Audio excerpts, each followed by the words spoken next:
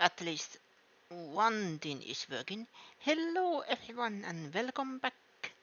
Well, not back because I haven't played this on stream. Agatha Christie, the ABC murders. Um, I have been very bad luck with PC the whole week. It is a very long story. I don't go to specifics, but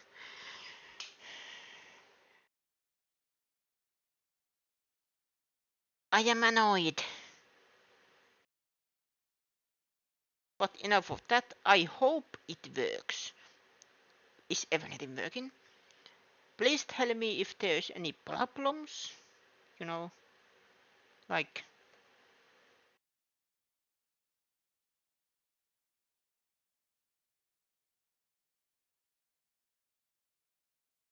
let's try this one. Maybe this actually helps.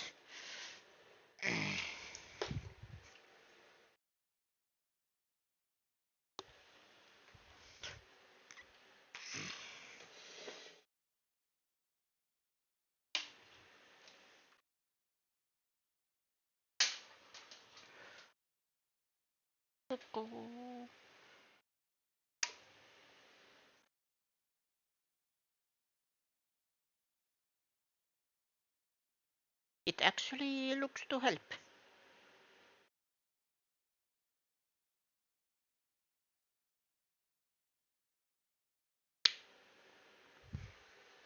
But enough of my problems.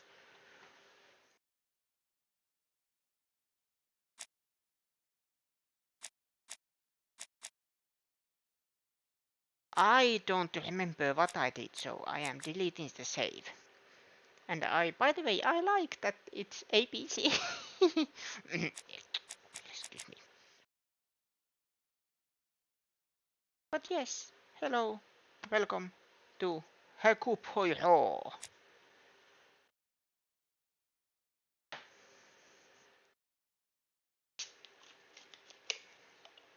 Yeah, mm, I had a very, like I said, I had a very bad luck with PC whole week, and I wanted to try Hollow Knight, start that from fresh, but then again I have yesterday someone played Hollow Knight and I don't want to, let's say, immediately play something that someone else has played. And there was other games, Demon Souls, Elden Ring, every game on my PS5, but I wanted to test at least today how it looks, how everything looks, or does it work?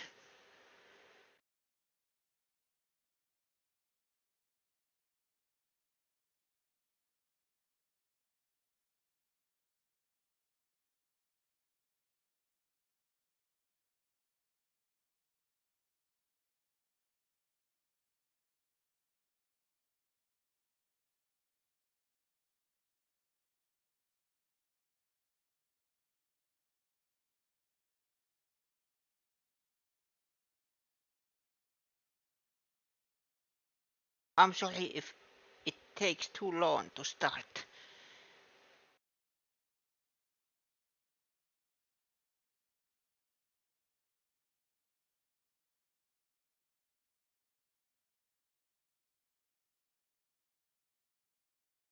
I just want to be sure that everything is tip-top.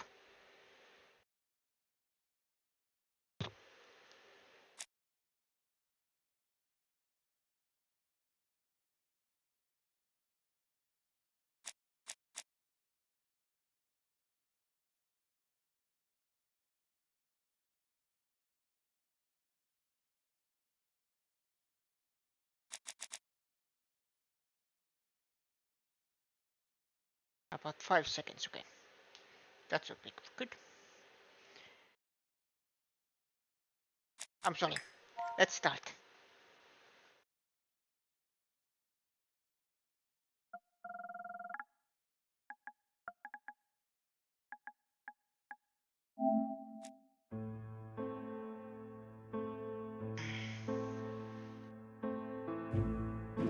Eco points. Da, da, da, da. Oh, we can play as French, but no, thank you. Part of me is kind of disappointed there is every other language but Finnish. Subtitles on, yes.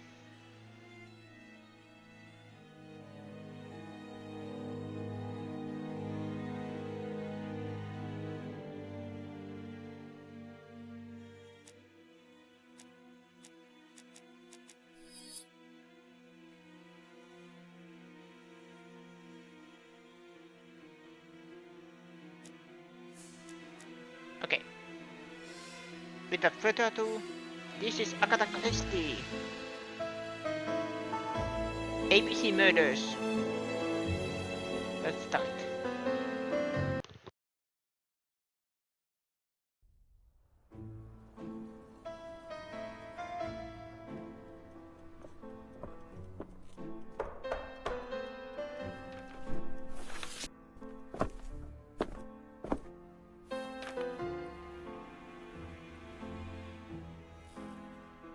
Some post for you, Poirot. Mr. Hercule Poirot, you fancy yourself, don't you, at solving mysteries that are too difficult for our poor thick-head British police? Let us see, Mr. Clever Poirot, just how clever you can be. Perhaps you'll find this nut too hard to crack. Look out for Andover on the 21st of the month. Yours extra, A, B, C. Oh, it's some sort of joke. Maybe. But please remind me to inform Chief Inspector Japp.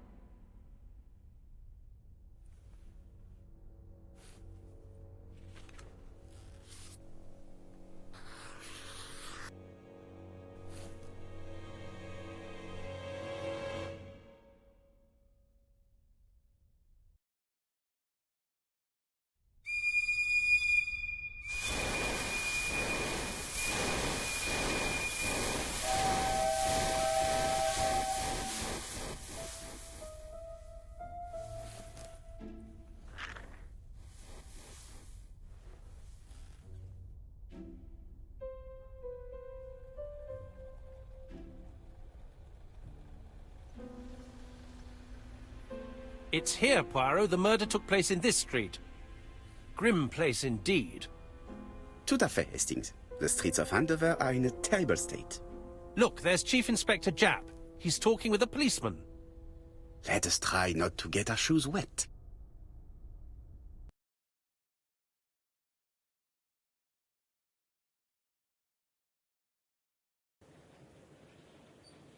Here we are, Andover. Use the left stick to move Hercule Poirot. Use the right stick to inspect the scene.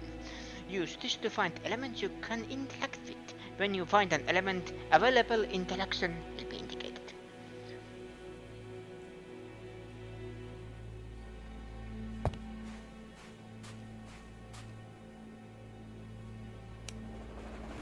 Go and meet Zapp. So this is objectives, this is notebook, we don't have anything. And then little grey cells. Is theft the motive for a crime? Oh, no. Not yet. Here you are making poor little grey cells work. The aim is to answer the questions he asks himself by establishing the links between the clues in order to deduce an answer. Use the direction buttons or the left stick to review available clues. Press the cross button. See? It is called cross button.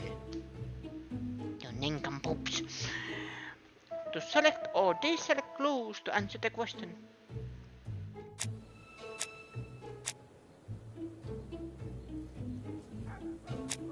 Oh, it's missing, okay. Yeah, still stupid little detective. Don't dilly-dally, Poirot. Chap will be waiting for us. One thing I like that this is mostly voice acted. Can I run? I know Poirot is not physical, but still, can I run? I can sort of run. I am making Poirot exercise. What a horror.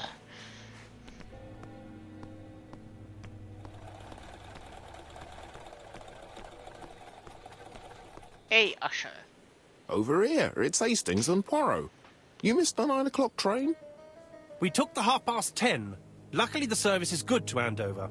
So, Chief Inspector, what do we have? The victim is called Alice Asher. She owned this tobacco shop. She was killed yesterday with a blow to the back of the head. At what time? Let me just check.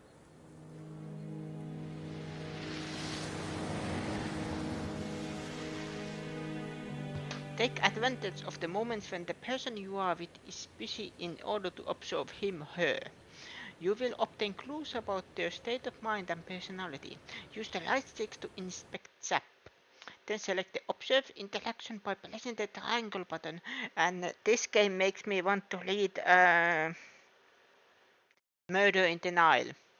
Because I bought that book from a second-hand store and I haven't yet read it.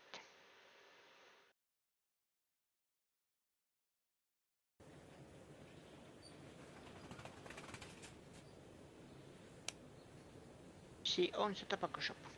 She was killed in her tobacco shop by a blow to the back of the head. Alice Asher, victim.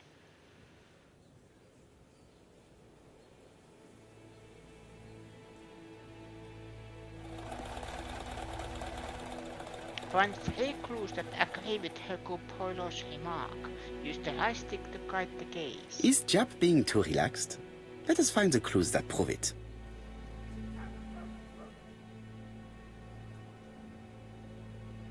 Relaxed attitude.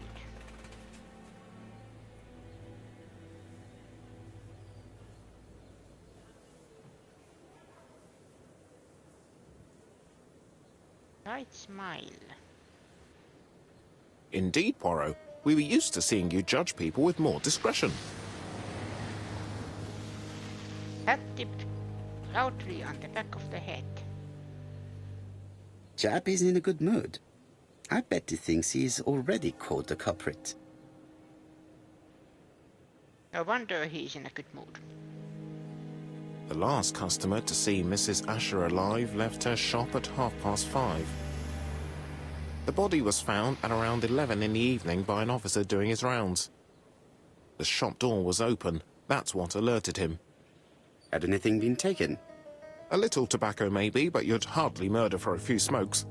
There's nothing of any real value in the shop. What type of woman was Mrs. Asher?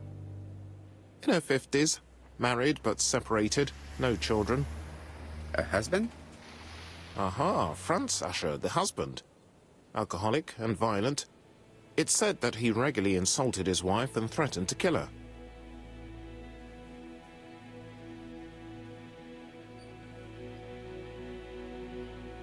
Do you think he's guilty? We'll look for Franz Asher. If he doesn't have an alibi, the case is closed. A very unoriginal murder. Peut-être. May I examine the crime scene? Of course, old chap. I'll be with you in a minute, Poirot.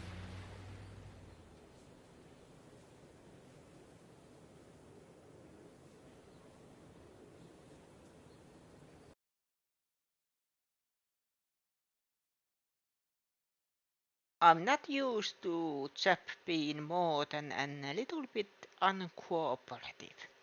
Press and the direction button to open the investigation menu. Select plain, notebook or objectives with the up button and down button.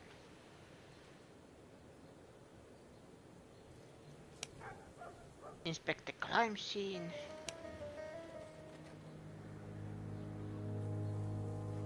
About 50 years old, in Andover. She owns the box.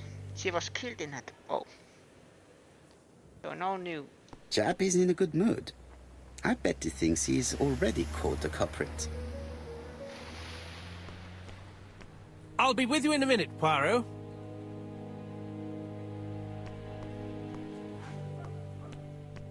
Inspect the crime scene.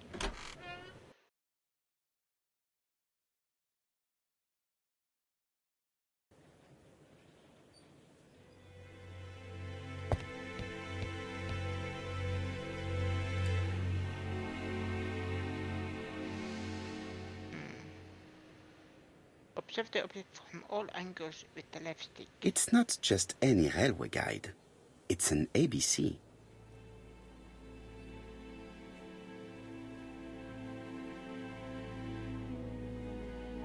Timetable.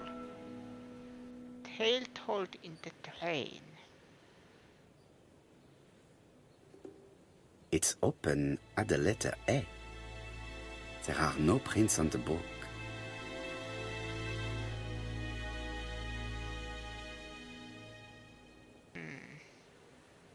What is this? Red liquid is oozing out. Is it blood? Not. Oh. No. It's just some strawberries that are losing their juice. They probably come from the fruit and vegetable shop opposite.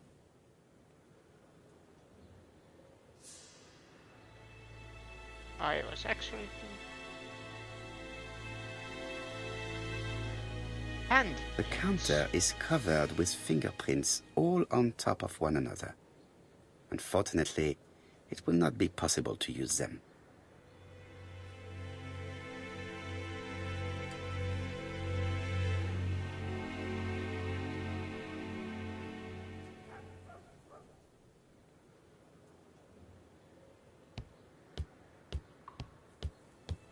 Anything here? What is this?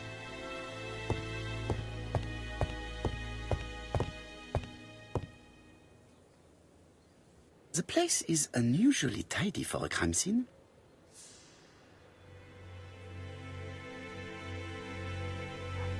Magazines and papers in order.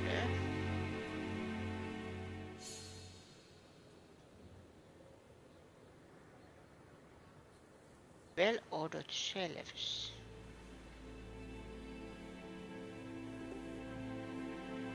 No signs of struggle on the floor. Nothing suggests any sign of a fight.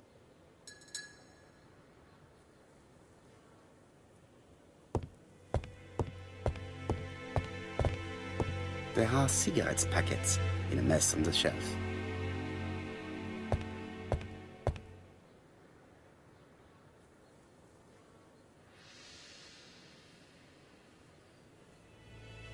She has a packet of Play cigarette next to her hand. Did she drop it when she fell? This poor woman's head is resting in a very even-shaped pool of blood.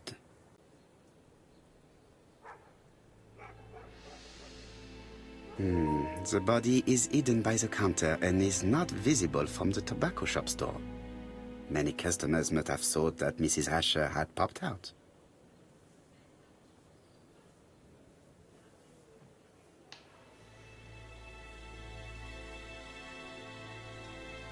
I can't see any other mark on the floor.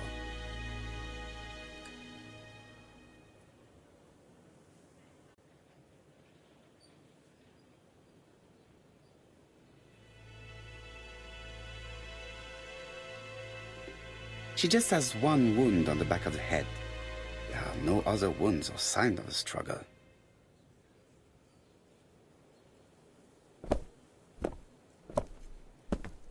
Oh, So, Poirot, any taste news? is my friend. So, an ABC guide with no fingerprints, but prints all over the counter.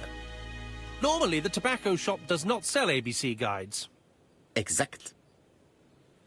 Mon ami, could you have a word with the neighbors? Some may have seen something. Of course, my friend, I'll do it straight away.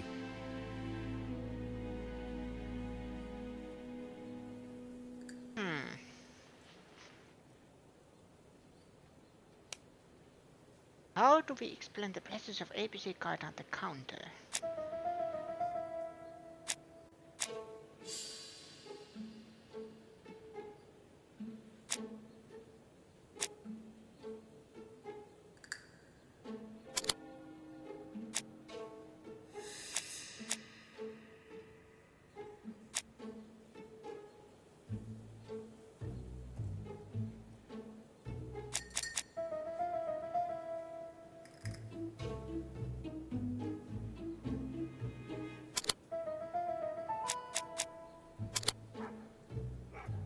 It was left by the murderer as a signature.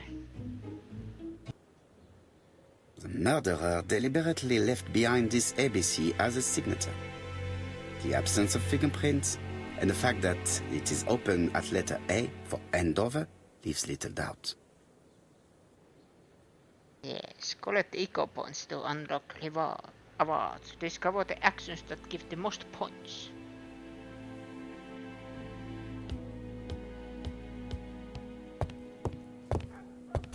The door is locked.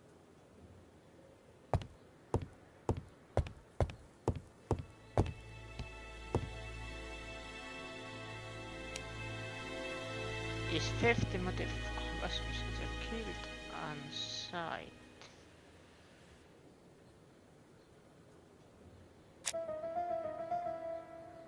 Full of blood near the head.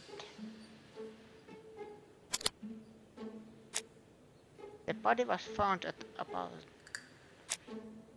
was seen alive. No other marks on the floor. She was killed on sight.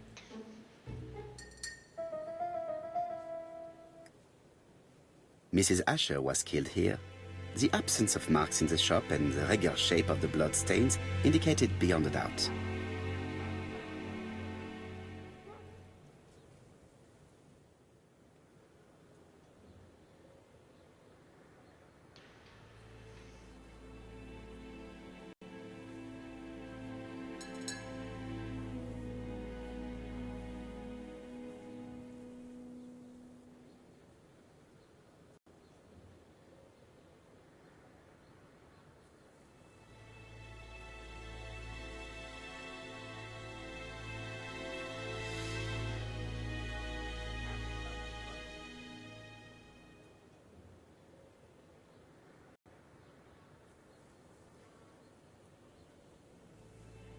Then...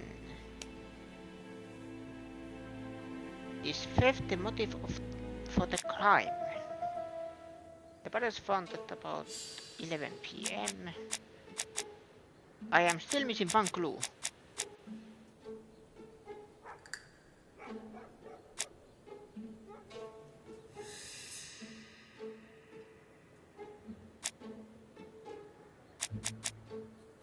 I am waiting for this until I am certain that I have everything. Aha! Object has secrets behind complex mechanisms. It is up to you to decipher them in order to find what they are hiding. Observe the object from all angles with the left stick. When the hand icon is pointing to an element, press the L2 button to go back. Press the circle button. To go back, press the circle button. When the hand icon grabs an element, hold down the L2 button to take it, and then move it with the right stick. Press the circle button to cancel the action. The till does not appear to have been touched. I have to check that nothing is missing from it.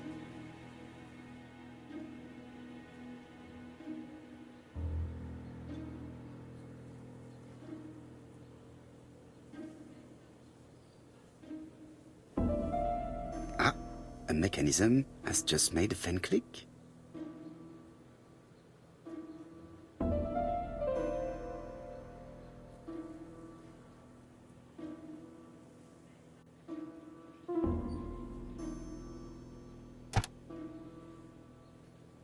The till is full of money, but there is something strange.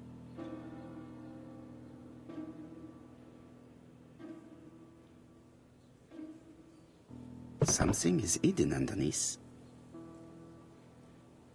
Something is hidden underneath. Something is hidden underneath.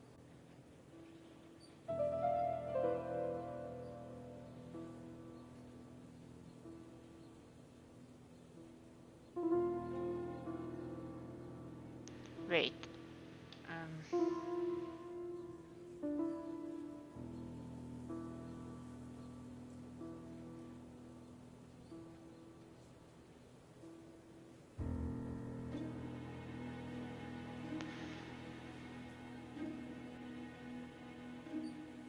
Is the zoom button?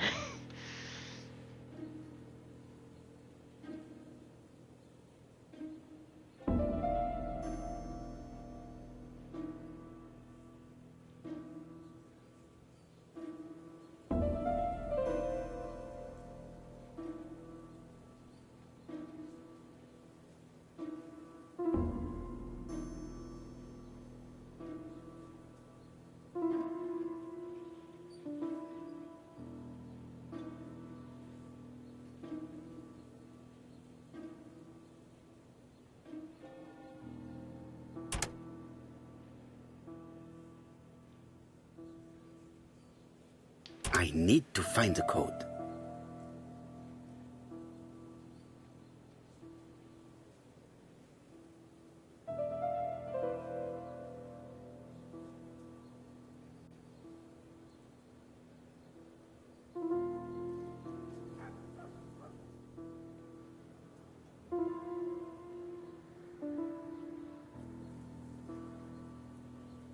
Aha! 8 5 2.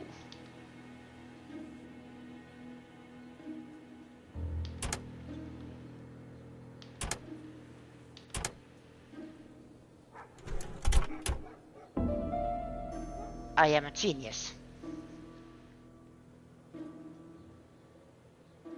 This must be the key to the back of the shop.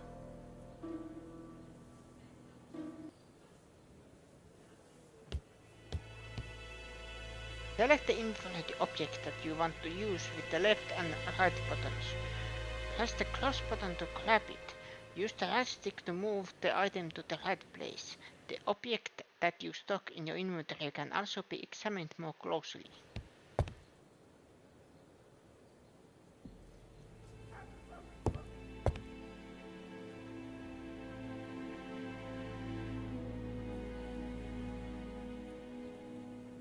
That's the key found in Irish Asher's till.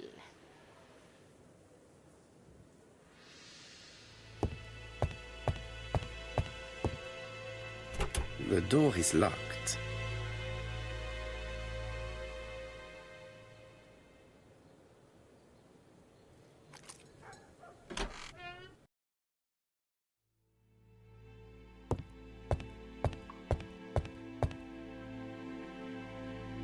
What a strange box. It looks like you have to slide the slats of wood to open it.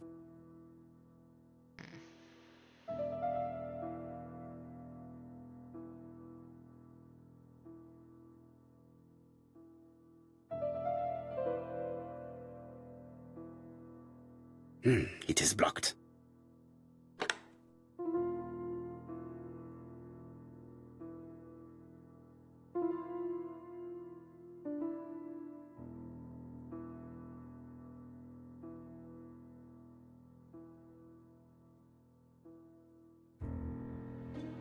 Aha.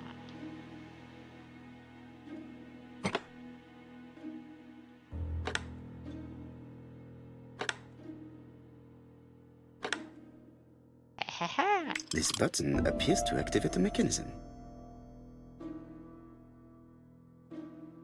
Hello, hello, hello, hello. What? Aha!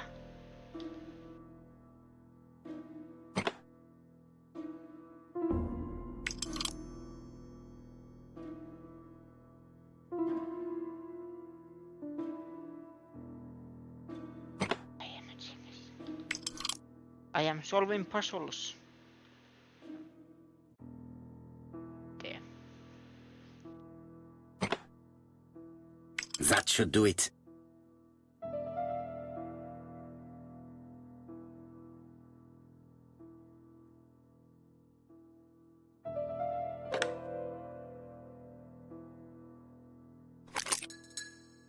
Who is this young woman?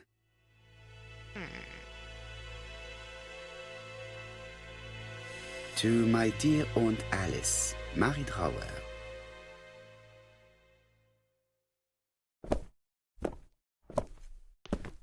Have you found anything? The victim has a niece. We must find her.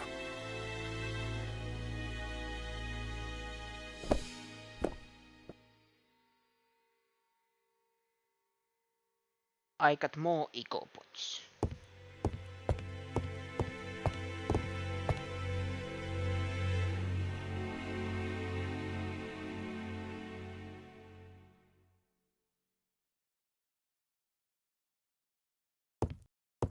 Okay. This interior is We very have to simple. make sure that mustache is beautiful.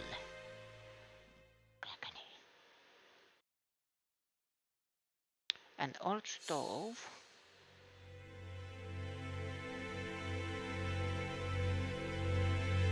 A simple tap.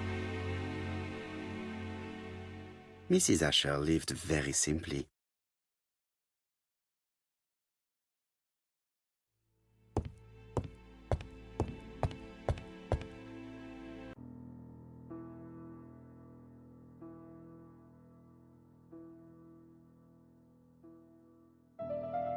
Such a pretty decoration should be at the center of the motif to respect the symmetry.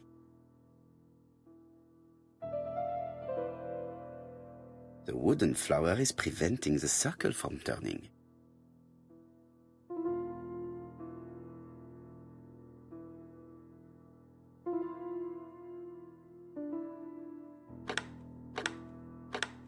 We can't move that, so this has to be this way.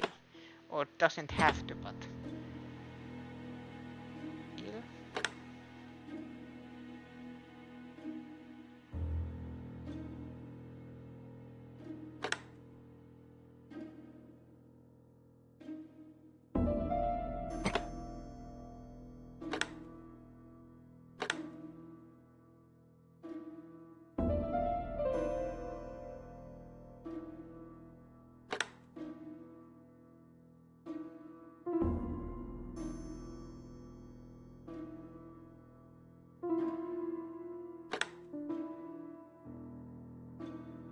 I heard a faint sound as if something was unlocked.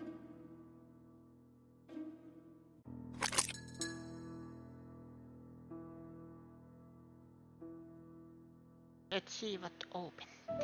This one? It is blocked. Still blocked.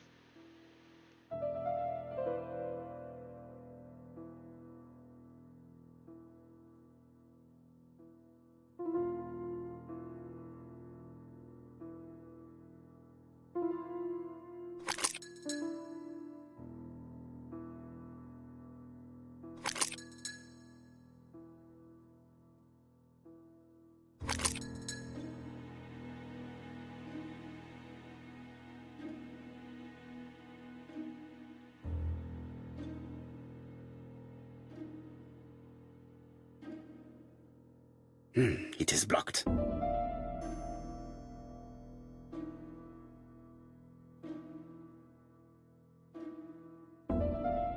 It is blocked.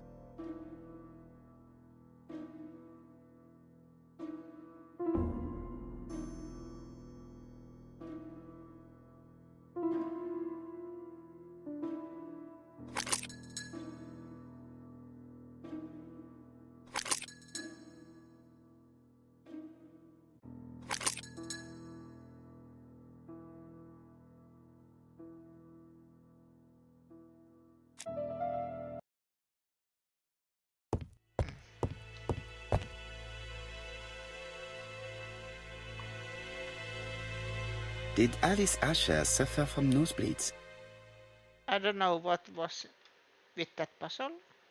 Did I fail it or? An inscription in German. Souvenir of our honeymoon in the Black Forest. To my Alice forever, Franz Asher. The Ashers were a lovely couple when they were young. What happened? Blood.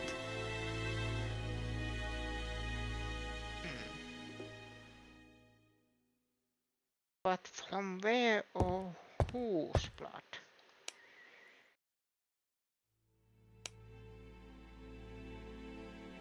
Suspect married Raoul.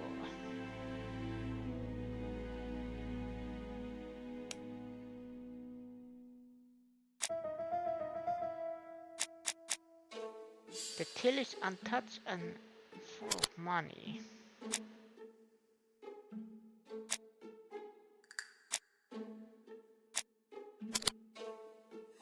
Theft is not the motive for the crime. The motive is definitely not financial gain. There is no sign of a struggle, and the till has not been forced or emptied.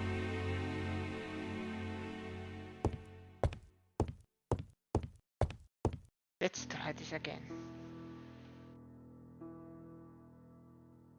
Such a pretty decoration should be at the center of the motif to respect the symmetry.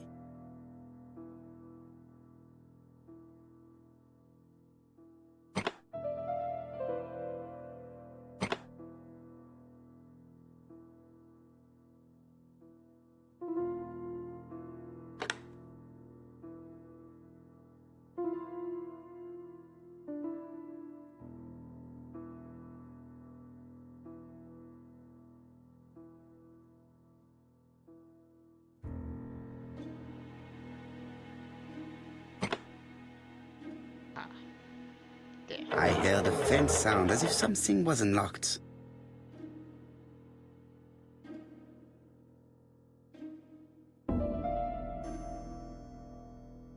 It is blocked. It is blocked.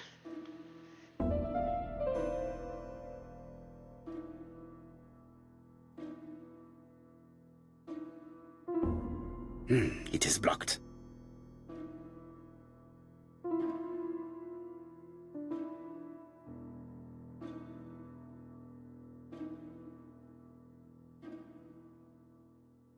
It is blocked. No, it definitely isn't. It is blocked.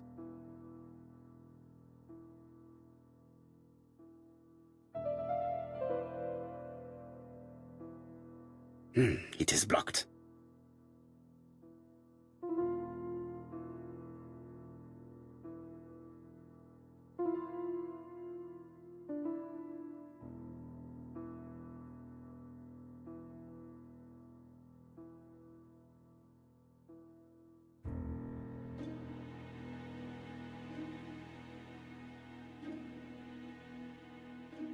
It is blocked.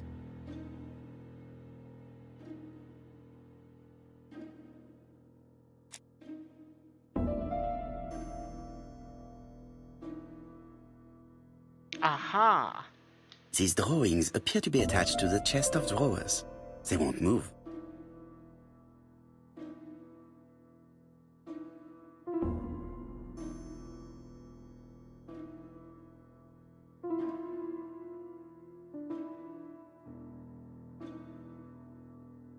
These drawings appear to be attached to the...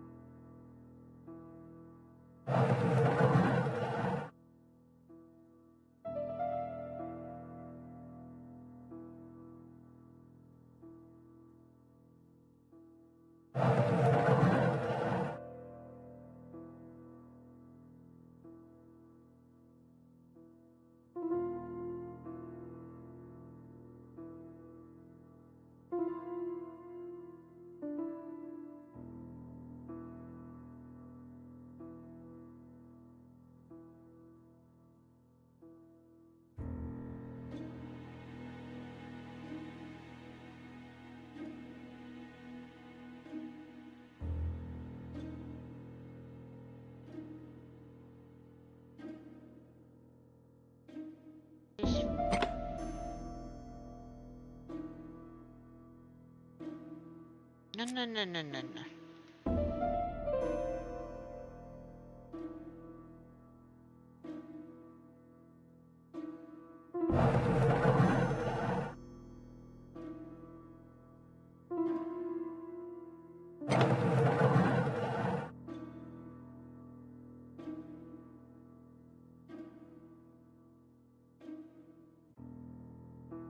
These drawings appear to be attached to the chest of drawers. They won't move. That is for the left. Up. Right. This one is...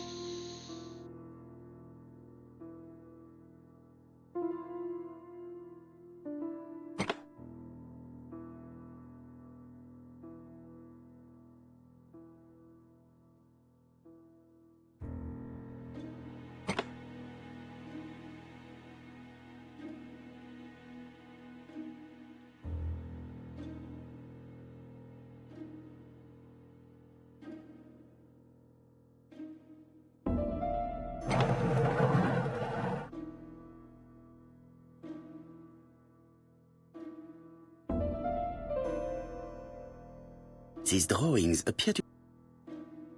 That one's up.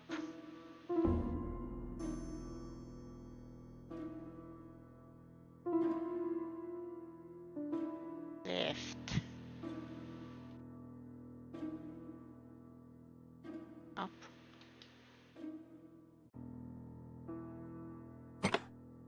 Aha!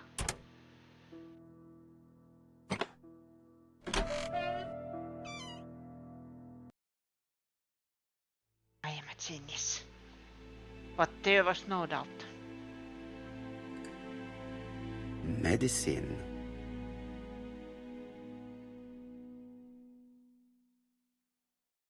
Laudanum?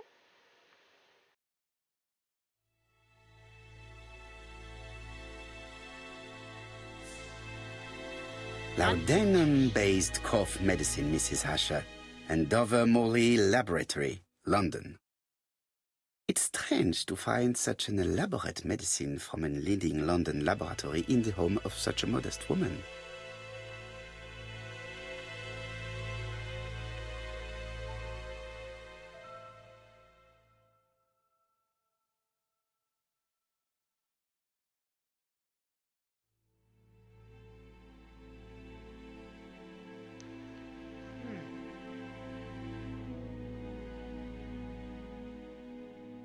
Here.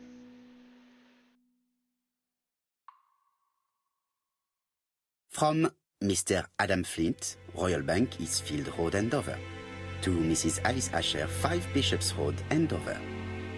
Dear Mrs. Asher, further to your request of 12 February 1935, I have informed my superiors of your wish to apply for a loan to acquire the lease of the shop you rent from Mr. Fairfax. Despite the seriousness of your case, I regret to inform you that your request has been denied. The amount of your personal contribution, £11, is not high enough and represents too small a part of the final transaction. I remain at your disposal for any questions. Adam Flint.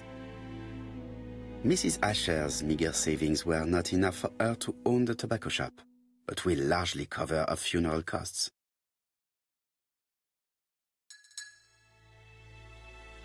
I think I've looked everywhere here. Let us see if I can find any more information in the shop's surroundings.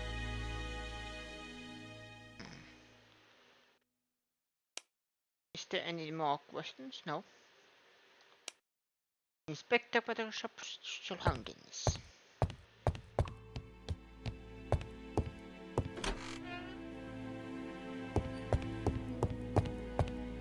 So that is move. Okay.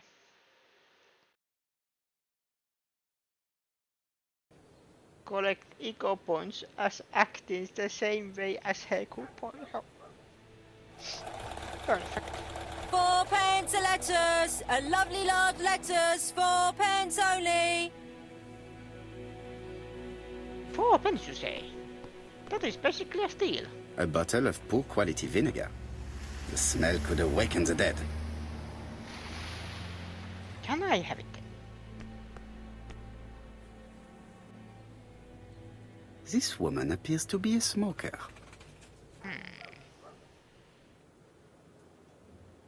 Box of matches, full ashtray, and of course...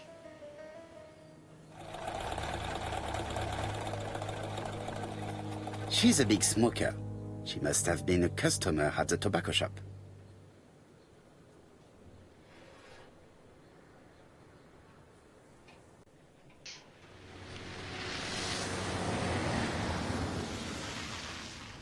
Say that the strawberries are not fresh.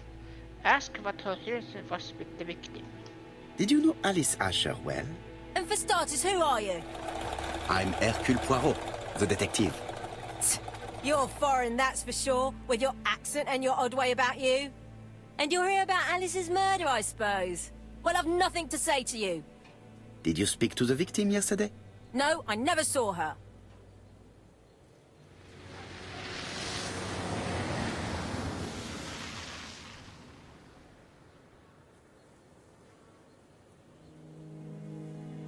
Please try and help me, madame.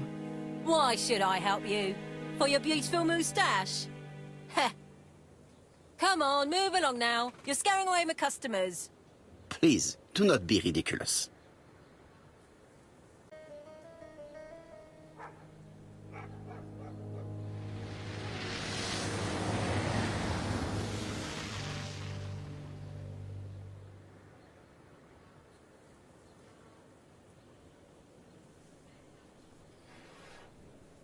One thing is certain.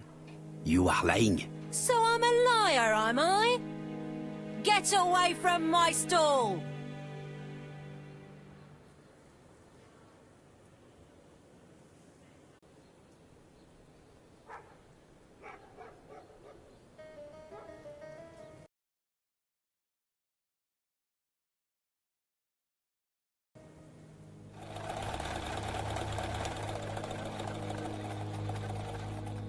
Then separately. You again? I've nothing to say. Okay. You know, fair. Hey, Poirot, That is very fair. is the greengrocer causing trouble? I'll sort her out. No, please, leave her, Chief Inspector. I'll get her to talk later. I found the victim's niece. She's waiting for you in the back of the shop. Thank you, mon ami. I'll question her.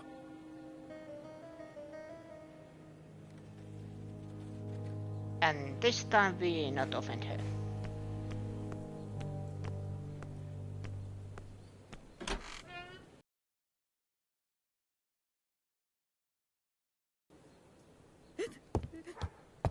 Jap had the body removed out of respect for the victim's niece. His attention is commendable. There are cigarettes packets in a mess on the shelf.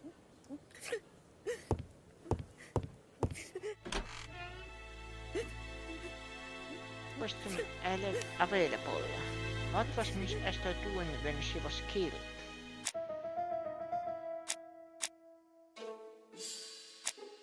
No obvious. She had just one wound at the back of her neck. A pocket near the victim's hand. The body was found at about...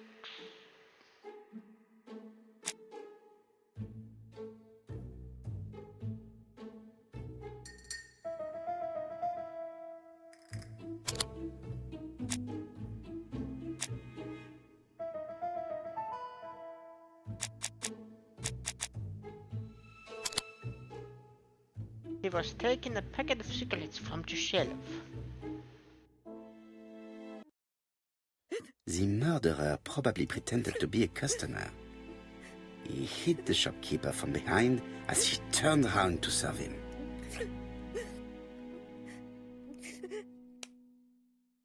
Can we establish the time range during which Miss Asher was killed? I am still missing a clue from here, so let's talk to the niece first. Is her grief sincere?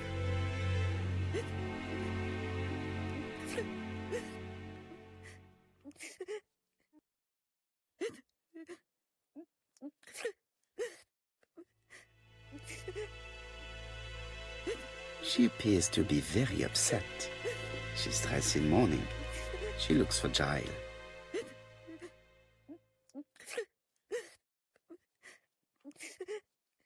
Is there more? You're looking at me rather strangely. Please excuse me, Mademoiselle Drower.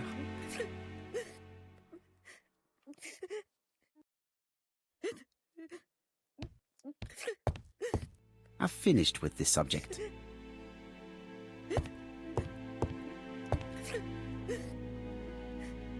We have to make sure we are looking representable. Contact my niece.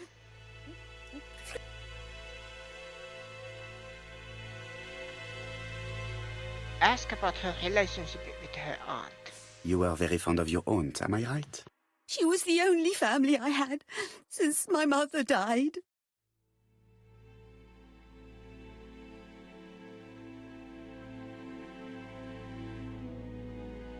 Your aunt did not have any children, is that correct?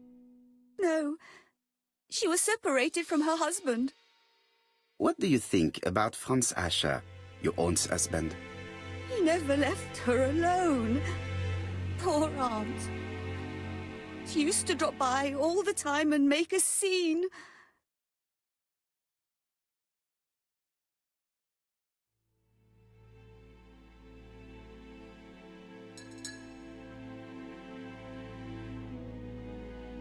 Was your aunt afraid of her husband? He shouted a lot, but she wasn't afraid of him. Why, he used to slink away when she turned on him. He was afraid of her, if you like.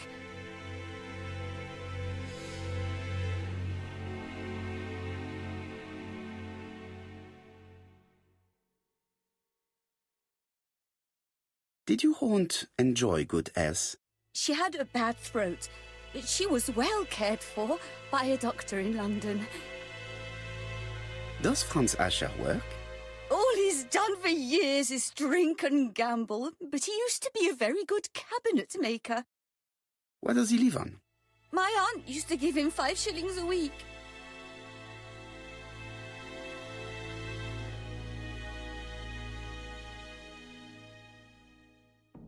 I'm sorry, I am just focusing, so I'm not reading what I am picking. Ask if first give him money. Ask if her aunt had a reason to help her husband.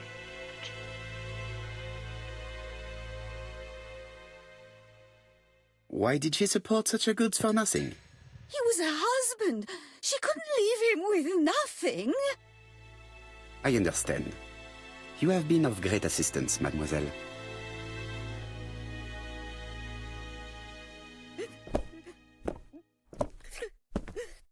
Please take this young lady home. My pleasure. Well, this Franz Asher does not seem to be quite so dangerous as I've said.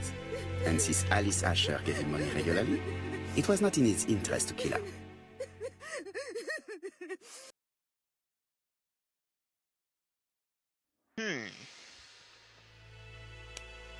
How about now? No, we are still missing a clue.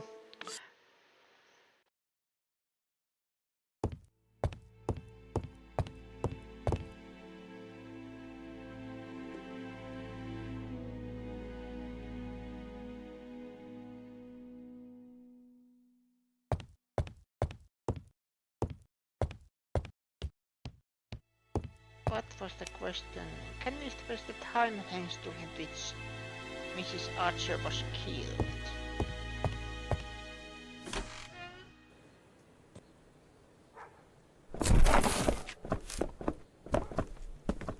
Let me guess, the husband. We have to wait for him to sleep it off. He's all yours, Poirot. There are a few things I need to check. There must be some way of sobering him up. I wonder what his wife used to do. He must have scared the customers away.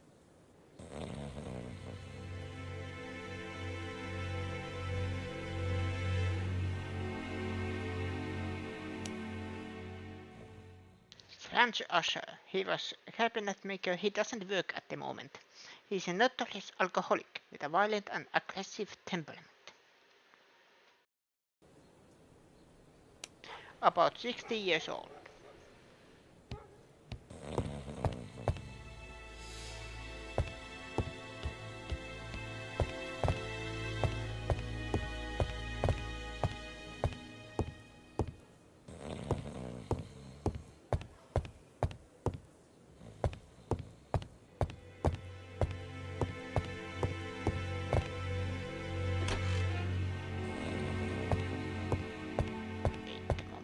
am getting a bucket of water.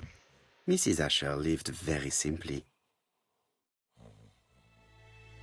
I can't get the bucket of water.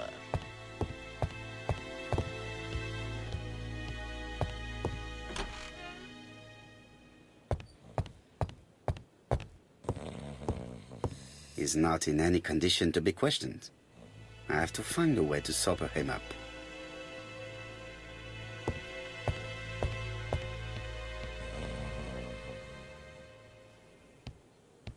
Cigarette. There are cigarettes packets.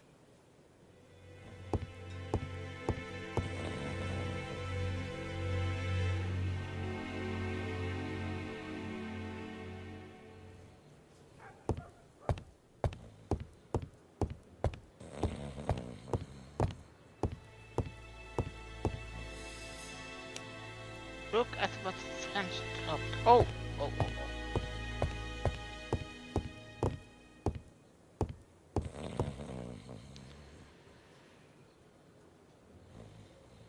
It's Alice Asher's notebook.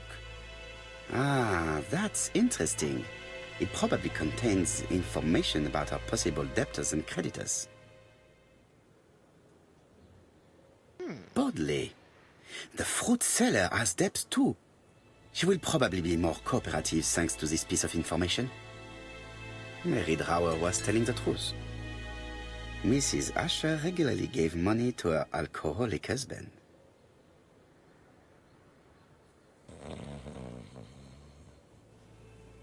What is this? A box of new stockings. Huh? Oh my.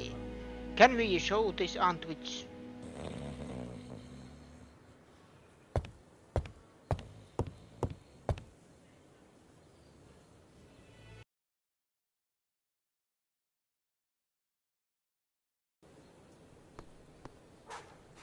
Strawberries, 6 pence a pound.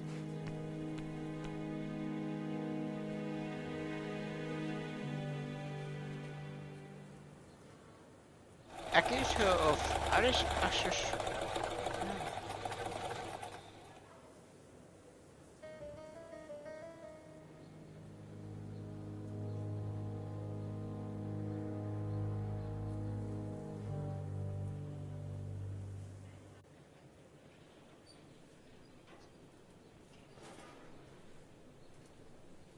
I am accusing you of the murder of Mrs. Asher.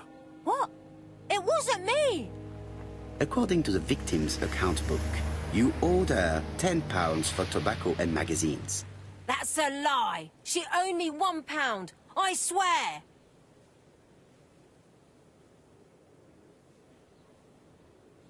Now, please be so kind as to explain this. Look at my account book. Alice owed me £11 for fruit and vegetables. I may have had a slate at her shop, but she had one at mine. She owed me £1. And that reminds me I have to get it back from her niece. That is quite enough. Your account book has saved you, but I might ask Chief Inspector Japp to throw you in the cells for 1 or 2 nights while he checks your entries. Do you want to go to prison? Prison? Now that's not fair. I haven't done nothing. In that case, I am counting on your full collaboration. Yes, sir. Of course, sir. Listen, I didn't kill Alice, I swear. But it's true that I did go to the shop yesterday. At what time? 6 o'clock. She left me a note saying she wanted some strawberries if I got some. I received them late, about 6. So I took them over to her. But you did not see her. She wasn't in the shop, so I just put the strawberries on the counter and left.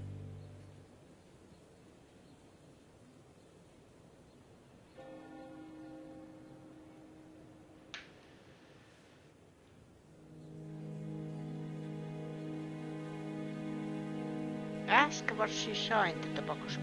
Did you see anything unusual in the shop? No. Well, maybe one thing. There was a railway guide on the counter. Alice didn't sell them. Maybe it's the customer who left it there. You were not alarmed? I thought Alice had just gone to get her medicine from her room and that she'd be straight back. You mentioned medicine. Something for her cough. She used to take it a lot. Who do you think killed her? France! Her scoundrel of a husband! He was always after her for something. Well, he's a foreigner. Sorry, sir. What I mean is he's German. That's even worse. Did you see Franz Asher enter the tobacco shop late yesterday afternoon? Well, no. But at that time of the day, the streets are packed, and I have better things to do than watch her shop.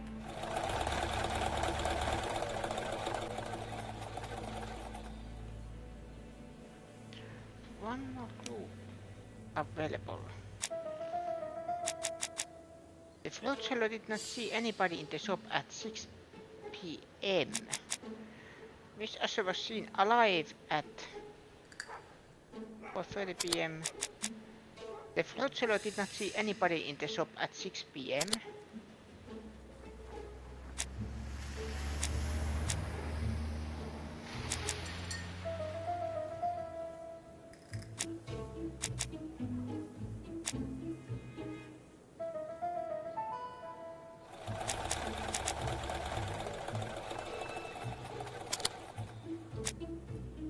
The body was found at about 11 p.m.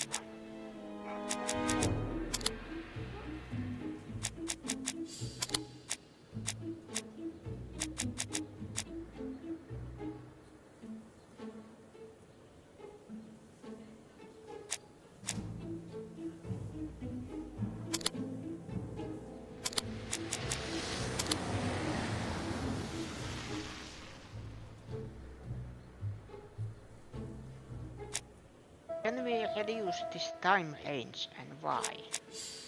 The float seller did not see anybody in the shop at 6 p.m. Because of the counter, the body is not visible from the tobacco shop's door.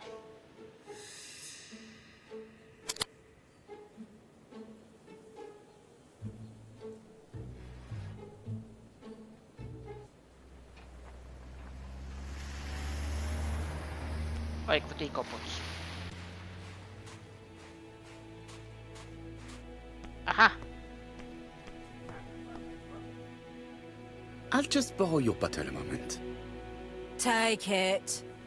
It's what Alice used to sober up her husband. But try not to empty the bottle. No promises.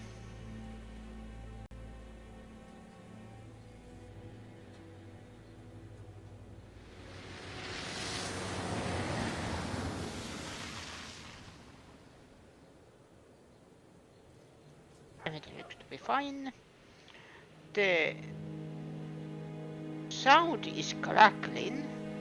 I don't know if it's just me or does it also help.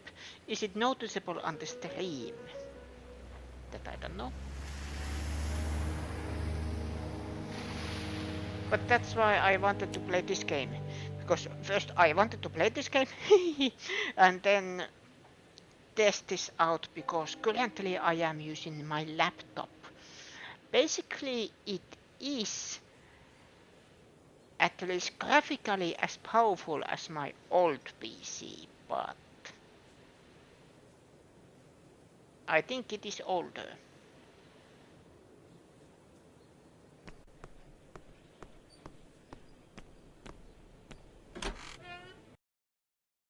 And then apparently the program I used to capture my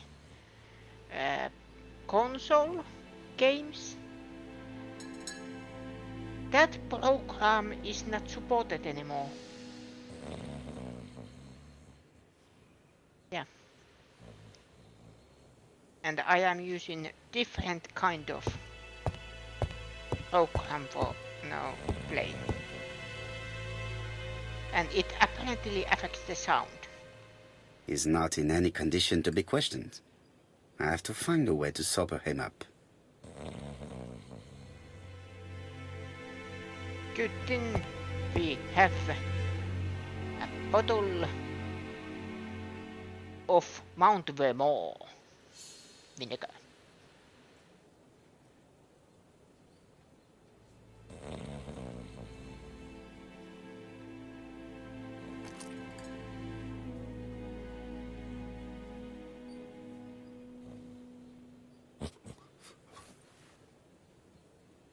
Mes amis, I can say without a doubt that poor Mrs. Asher was killed between 5:30 and 6.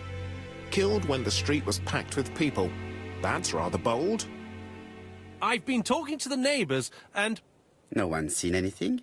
Or rather, it's anything and everything. Am I wrong? No. Bien. We must grill this villain Asher before he falls asleep again.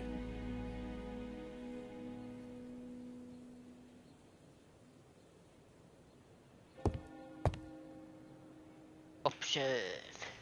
This man is in rather a bad state. What happened? Split lip, black eye.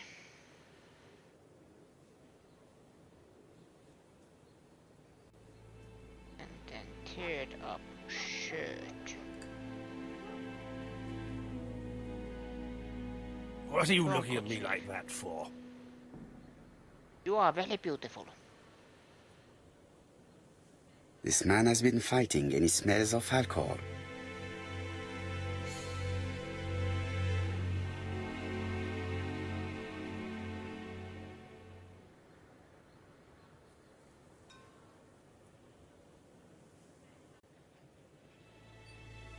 Offer a cigarette. Care for a cigarette, monsieur? What's that? Scented cigarettes? No thanks. Bien. I was trying to be friendly, but you are quite right. Let us get down to business. You threatened to kill your wife, and now she is dead.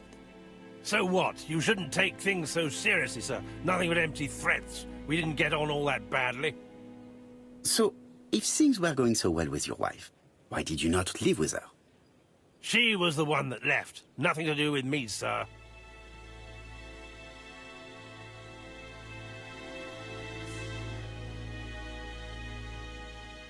Ah, women are flighty creatures. Did she run away with another man? Flighty?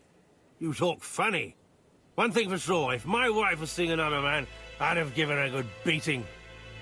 Interesting. And what were you doing yesterday at the end of the afternoon? Can't recall.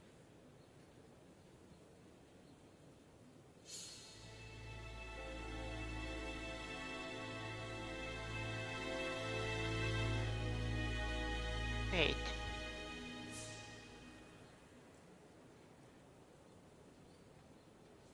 Can I? Yeah, thank you.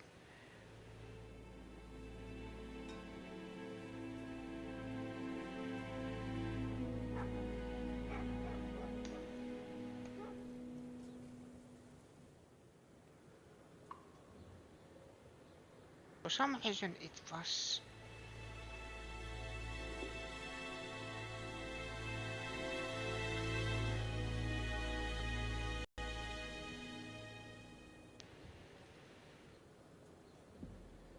Okay. Sorry, I am just messing up with my stream settings.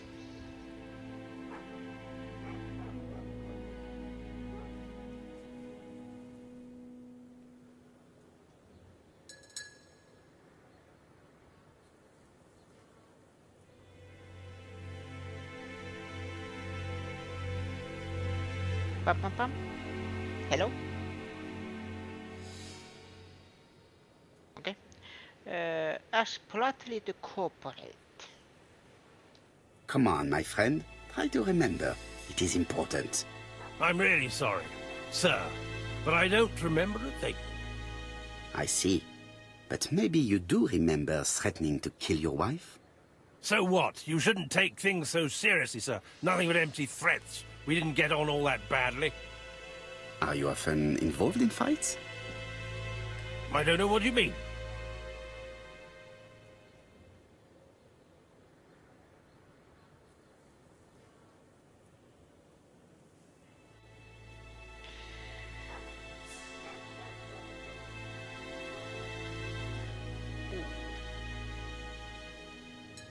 Make fun of him being beaten up.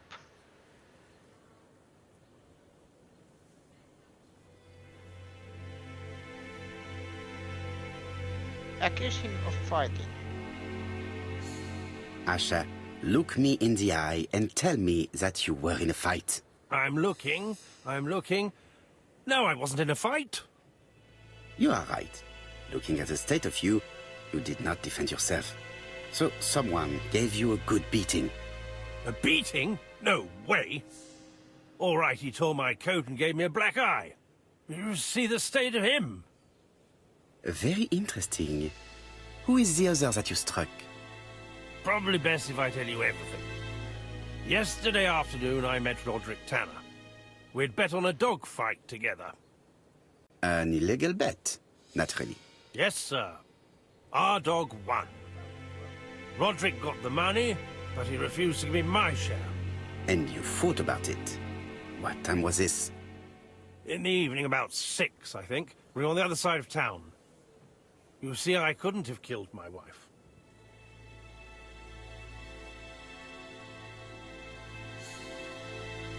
Asher's alibi appears to be confirmed. All the same, I'm going to call and check that he did have a fight with this Tanner on the afternoon of the murder. You can never trust this sort of chap. One thing is certain, Asher was a ruffian who used to beat his wife. But he is not very educated. It certainly was not him who wrote the letter signed ABC. Let's resume, Hastings. We know the murderer pretended to be a customer. He did not kill her for money, that appears to be certain. I agree with you on that point. And the murderer left an ABC guide as a signature. Therefore, it's likely he wrote the letter. Indeed, but that doesn't explain why and how he did it. You are quite right. Why he did it is a mystery. But as for how he did it, we do know enough to try and reconstruct the events.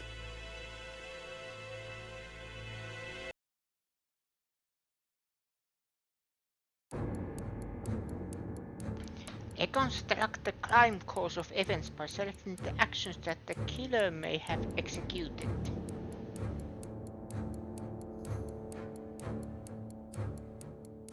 The killer enters the shop.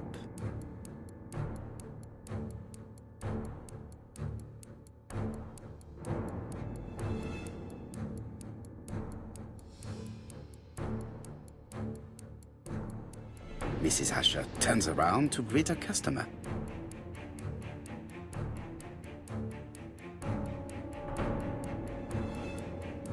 The murderer asks her for some tobacco. She turns her back to him. He seizes the opportunity to strike her.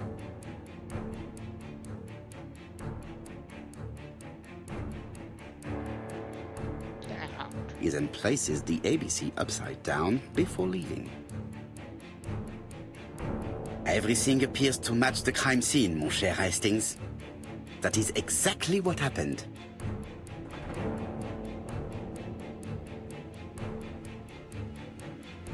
Success.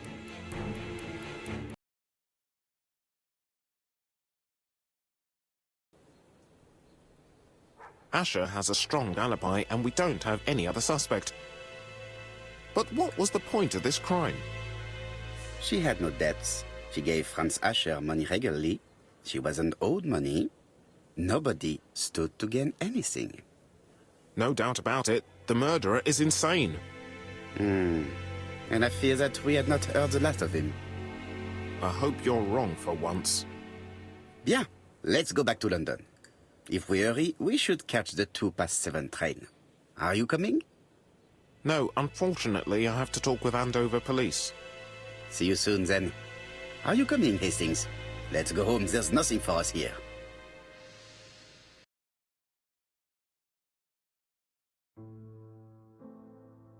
Well, do you have any idea about the killer's identity? The crime was committed by a man of medium height, with red hair and suspicious eyes. He has a slight limp on the right foot and a wart just below his shoulder blade. Poirot! Mon ami, what do you want? You fix upon me a look of dog-like devotion and demand of me a pronouncement à la Sherlock Holmes. Now for the truth. I do not know what the murderer looks like, nor where he lives, nor how to set hands upon him. What shall we do, then? Nothing. Nothing? Do not be so impatient, Hastings. The killer will manifest himself soon enough. I thought I heard the postman. Maybe there's some news. I would go and see.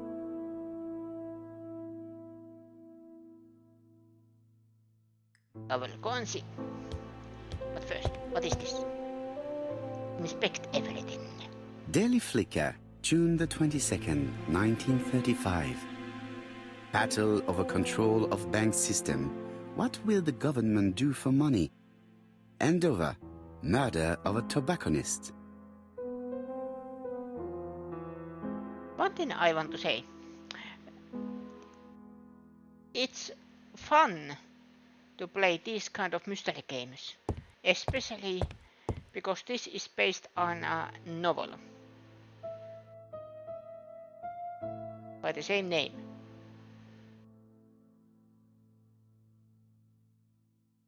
And I think I have seen it in TV, but otherwise I don't remember who it was, what happened, and so on. So it's fun to kind of relive the mystery. Shot. Ah, some cool hair.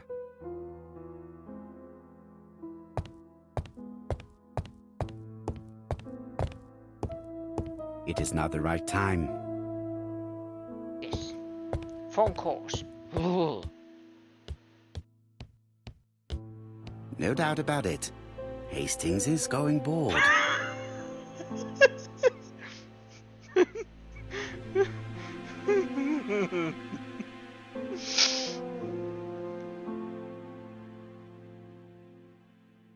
Poor Hastings.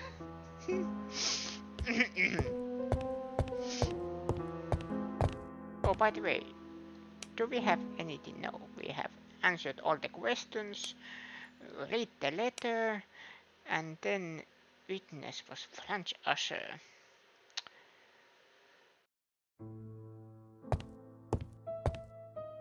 Let's see the letter. Dear Oh, no. Mr. Poirot, well, what do you think? I believe that I won this round. The Andover affair went like clockwork, don't you feel?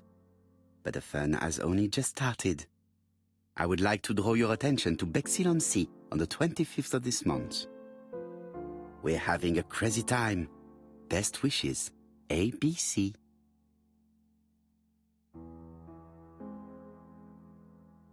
The next crime will be in Bexhill. We must warn Jap to Scotland Yard. Did the letter indicate anything that might help the police? To be honest, I think we can already guess something about the next victim. But I need to think about it a little more.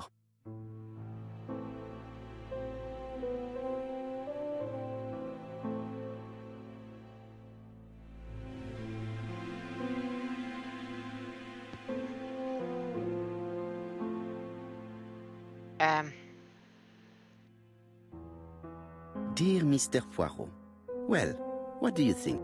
No. We're having a crazy time. Best wish.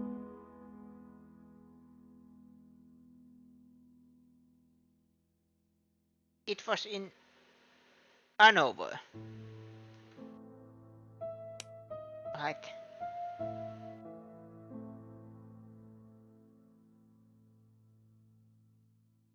Inspector Mrs. Asher's bedroom, and it was in Hanover, right? So,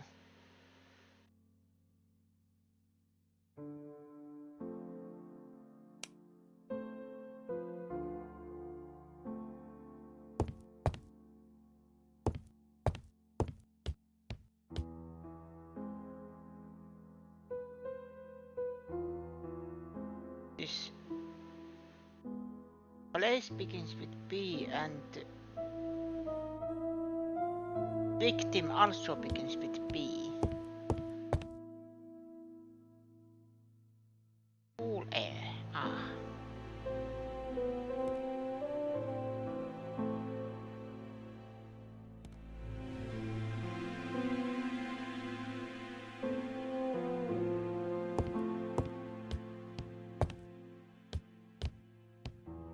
Hastings, it would appear that you are getting slightly thin on top. Really? I hadn't noticed. It is noticeable.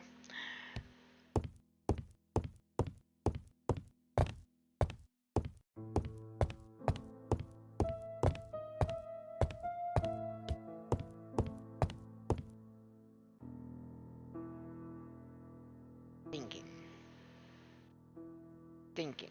Let us examine this more closely. Eyes are the same. Certain characters in the two letters may have similar defects.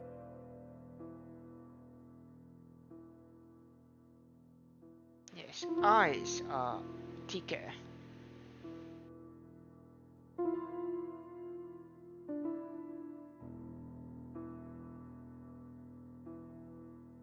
Yes, the A appears to be quite unusual.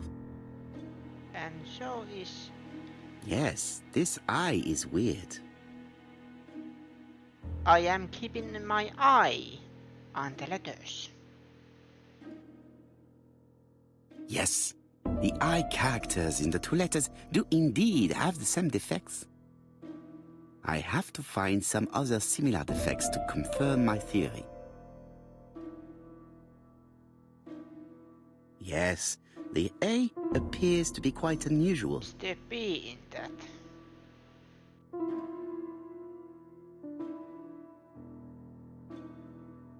Is there any B's here? Big B's. Especially big B's. Not big B. Big B's. Yeah, Hercule Poirot. What about... There's no... Wait. No, this character does not appear to have any defects. Let us examine another word.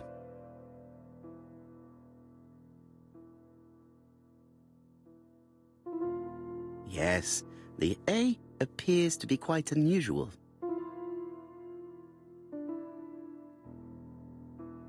That's right.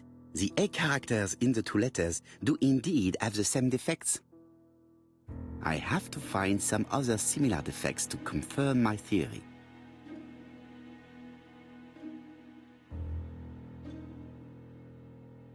W's?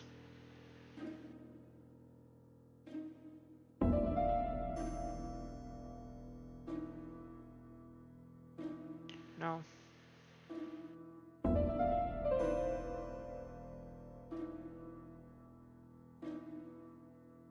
Wait.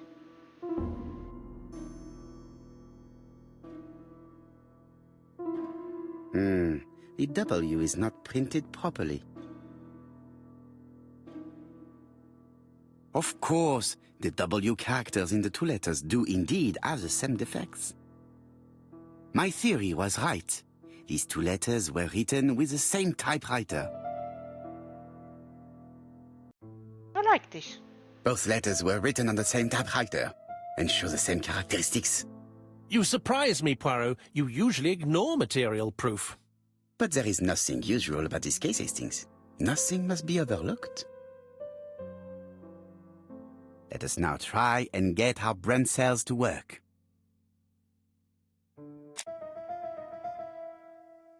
What's special about the Andover murder? Was called Asher.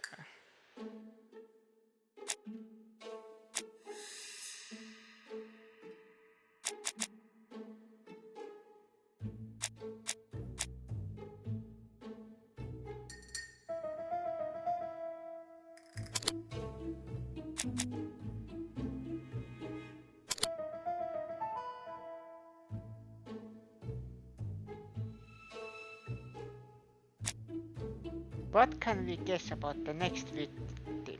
Letter announcing the Bexhill's crime.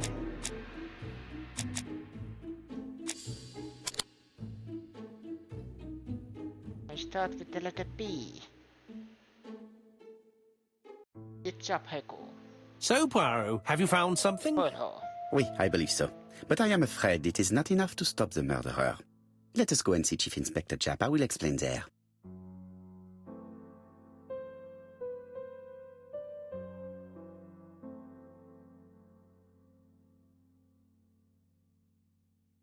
I don't know what it is, but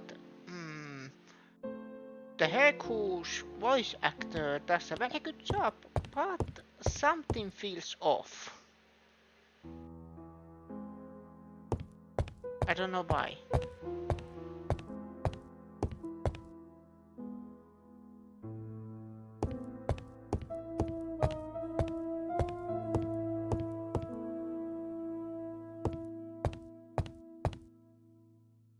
make sure mustache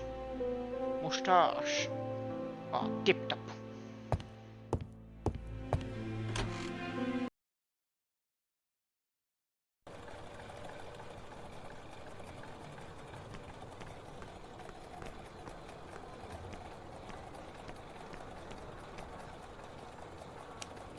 Go to Scotland Yard.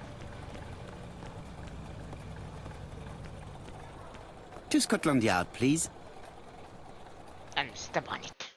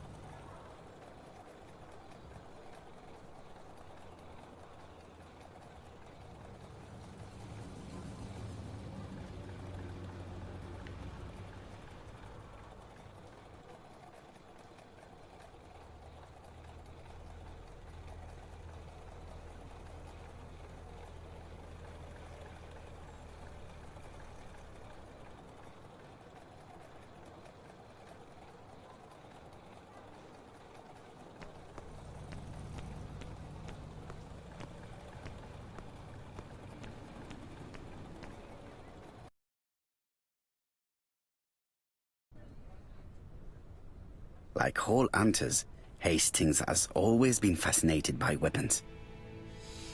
Hastings, I am quite worried about you. My darling. Jap has invested a great deal in his career.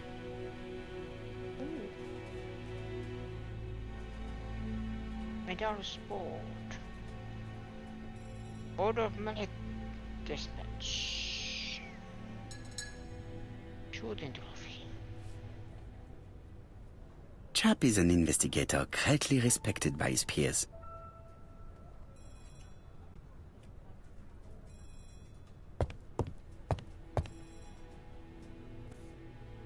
Jap appears to be snowed under.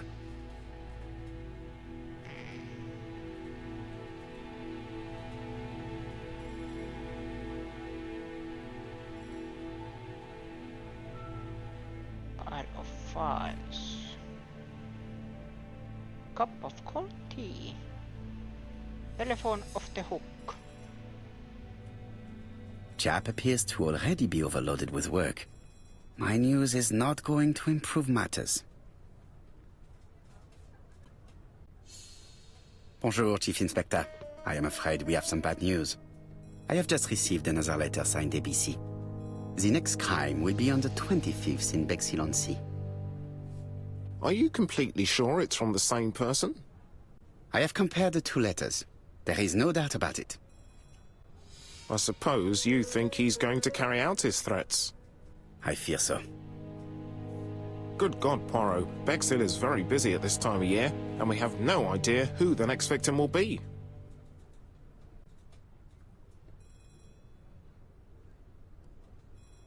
The killer attacks all the ladies who run the shop. The next victim's name will start with a B. I suspect that the name of the second victim will start with B. What on earth makes you think such a thing? I thought about it when I saw the name Asher clearly written over the shop door of the unfortunate woman who was murdered in Andover last month.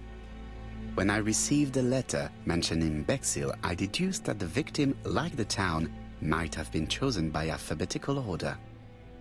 So, it's an alphabet fiend.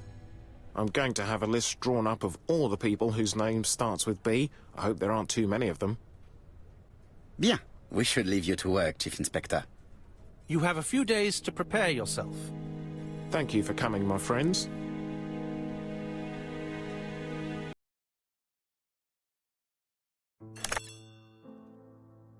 Poirot? Chief Inspector Jap, your call does not bode well. Indeed, we have just found the body of a young woman on the beach in Bexhill. An ABC was placed on the body. We'll be there as soon as possible.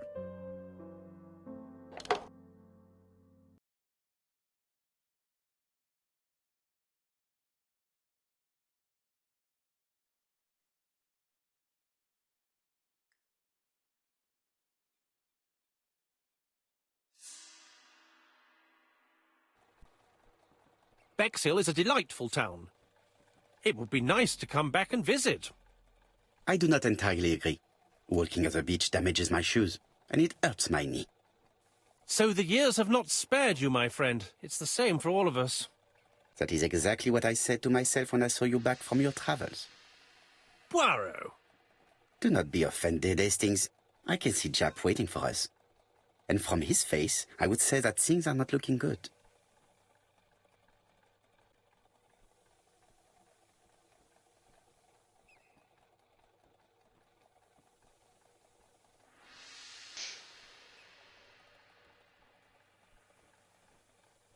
You won the award, Valus Mostas.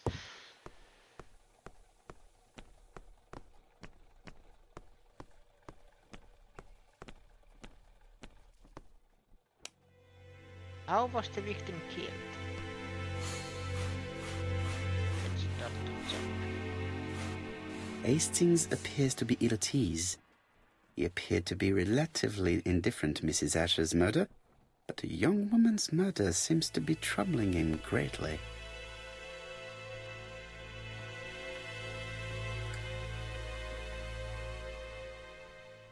I fear that this case is far from being solved. Come on, Poirot. You'll find the killer.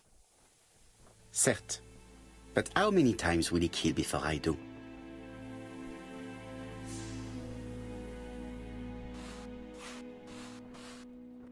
How do you do, gentlemen? Chief Inspector? I fear your admirer has struck again, Poirot. We haven't yet identified the victim, but it's a young woman, 20 to 25 years old. Death occurred last night between 11:30 and 1 o'clock, and we found an ABC guide on the body. Was she pretty? Come on, Poirot, that's rather out of place. It has no bearing on the murder. Are you certain? For women, it is often the most important thing. It often decides their destiny. The body hasn't been moved. You can see for yourself. Has the press been informed? Not yet, but I'm planning to. I haven't yet informed them about the presence of the ABC guide in Andover. Nobody has reported a young woman missing? Not for the moment. No witnesses, I imagine. Indeed. We've asked everybody who may have met a young woman fitting her description last night to come and see us, but I have little hope of gaining anything from it. It's early days, Chief Inspector, and the news may not have spread around the town yet.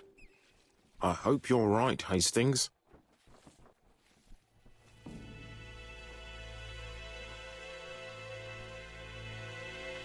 Examine the crime scene.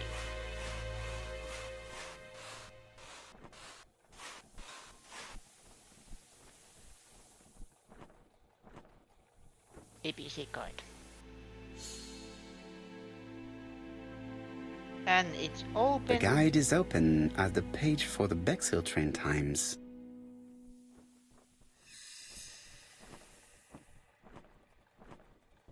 A braided silk belt.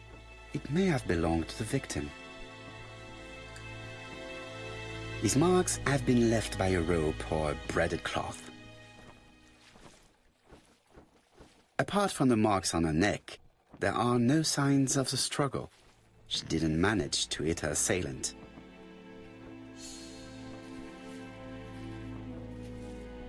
The young woman wasn't wearing shoes or a coat, and was not carrying a bag. That's strange. Either the murderer stole her belongings, or she put them somewhere safe. Maybe so that she could bath.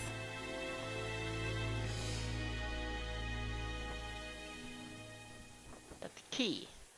This key is too small to be one for a house. Without a doubt, it is for a padlock. She was a great beauty. Strange that chap didn't notice it. Let us now try and get our brain cells to work.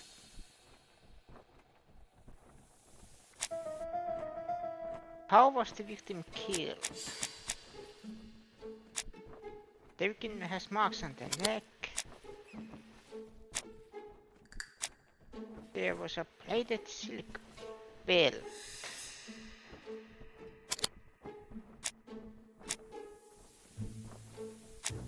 She did not struggle.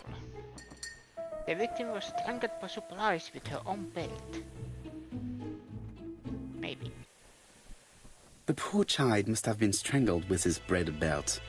Unfortunately, in view of the fabric, it is unlikely that we will find any prints. Let us now try and get our brain cells to work.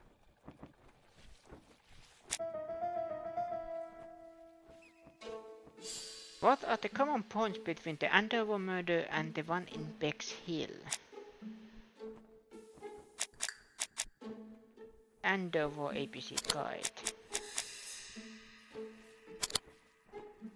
The killer signs his crimes with an ABC Guide. Are the crimes in Andover and Bexhill the work of the same murderer? Letter announcing the Bexhill's crime. The press does not know that the ABC Guide was found in Andover.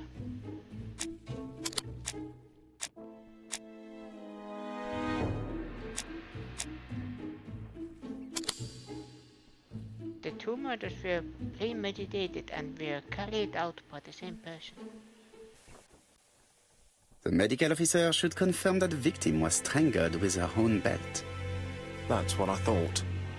She shows the usual signs of strangulation. With a little luck, we'll find prints this time. You are too optimistic, Hastings. Our killer is far too meticulous for that.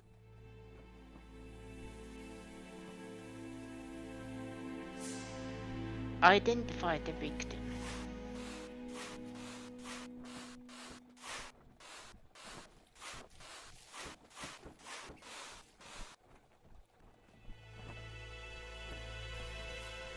This key is too small to be one for a house. Without a doubt. Padlock. And she was barefooted, so... This hut is locked. Possible?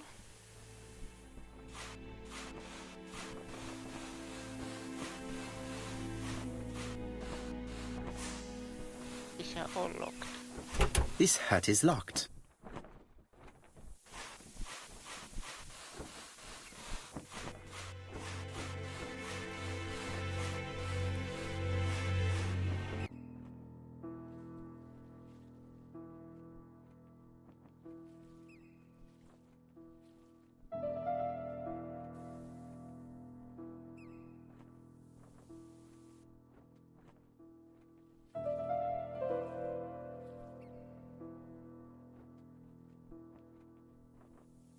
A dual locking padlock. I need to find the code and then insert a key.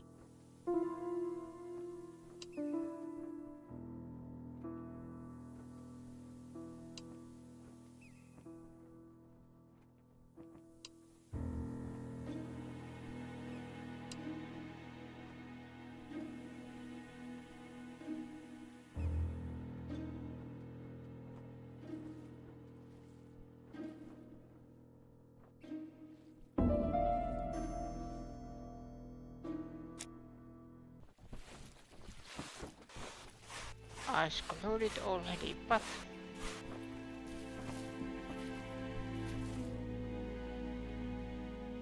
Aha!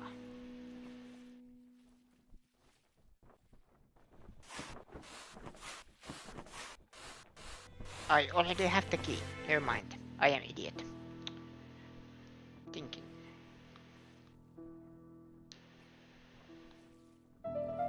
The number is upside down. This is definitely at number 6. And then 715.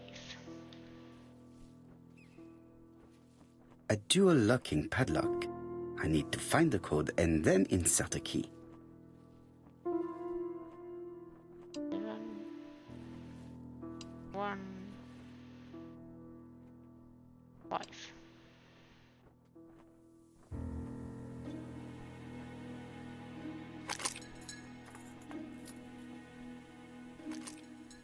Ahaha.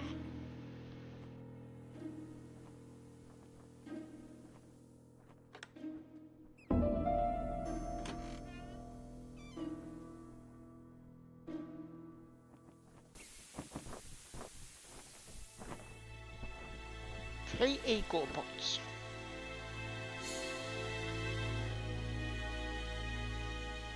Betty's first day at work. Mom is very proud of you. Elizabeth Barnard, 7 August 1931. So, the young lady did have a name starting with B, and she worked as a ginger cat, an establishment that must be slightly further along the beach.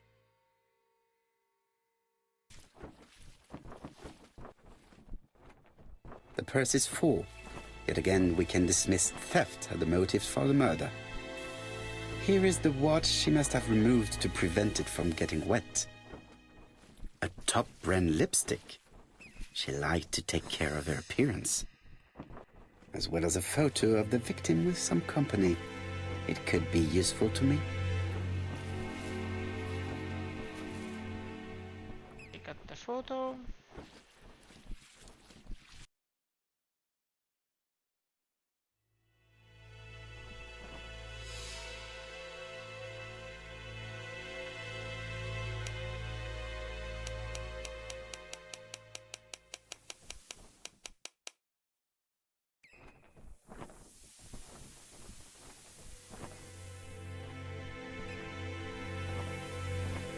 Then it's just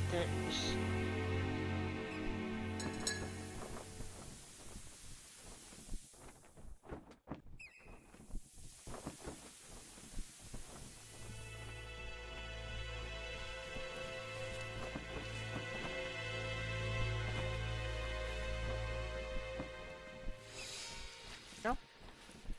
It Aha. definitely was here that the victim left her belongings.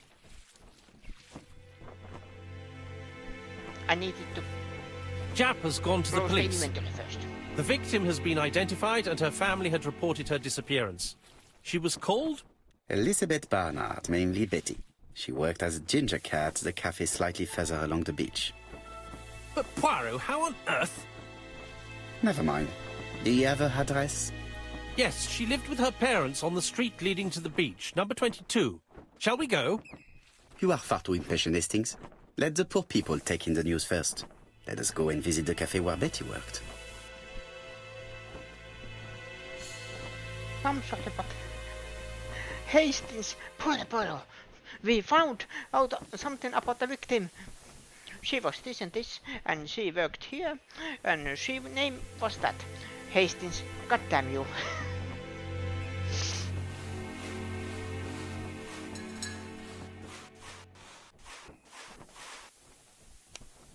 I don't have any questions. Notebook victim. She was waitress at the Ginger Cat.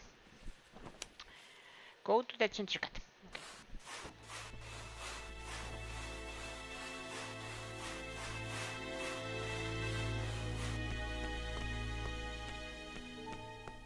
Okay. This way.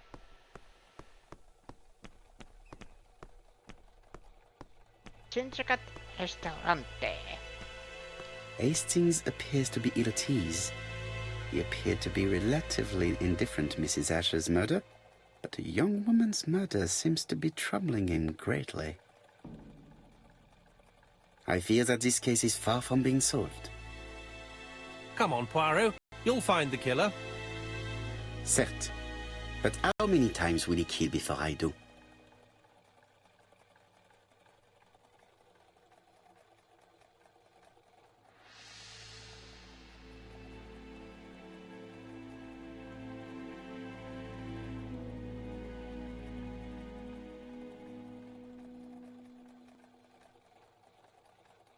So let's check in if everything is working. Looks to be.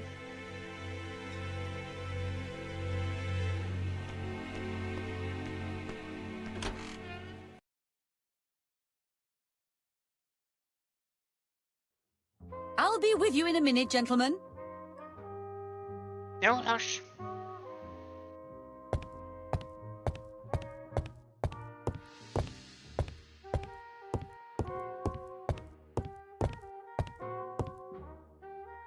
You have to make sure mustache is beautiful. 3 eco points. Every time we see a mirror, we have to do this. Can we get more eco points? Or just 1 per mirror? Just 1. Or 3 per meal, okay. Something tells me that she's the owner of the ginger cat.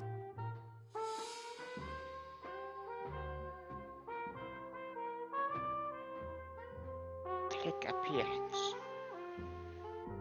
Behind the counter.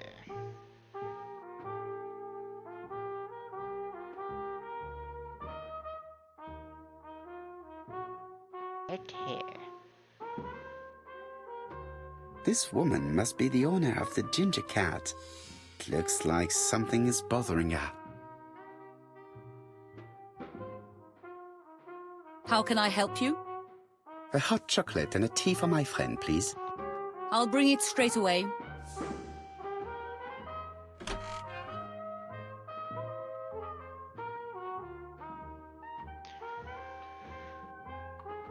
Smellion. Inspect Betty's workplace. She is the owner of Ginger Cat. She doesn't know that much about her employees' private lives.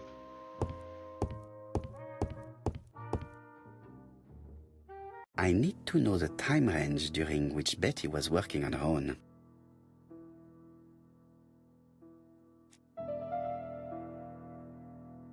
Betty is here. Where is Betty? Here is Betty worked from 11 a.m. to 7:30 p.m. Would she have been alone at any time during her service?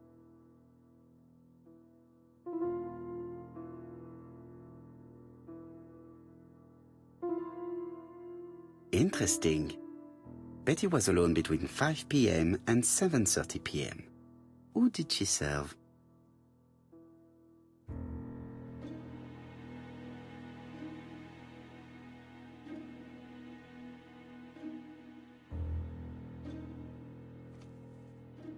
These are the different waiting staff's bills. Which ones were written by Betty? Okay. Where is First, Betty? Betty, Betty worked from 11 a.m. to 7:30 p.m. Would she have been alone at any time during her service? Betty worked from 11 a.m. to 7:30 p.m. Would she have been alone at any time during her service? Interesting. Betty was alone between 5 p.m. and 7:30 p.m. Who did she serve? 5 p.m. and 7:30.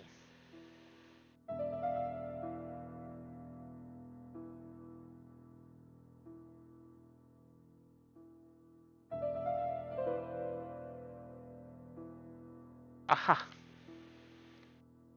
7:20. Most probably a single man, a whiskey lover, maybe the murderer. This bill may have been written by Betty. There is probably another one.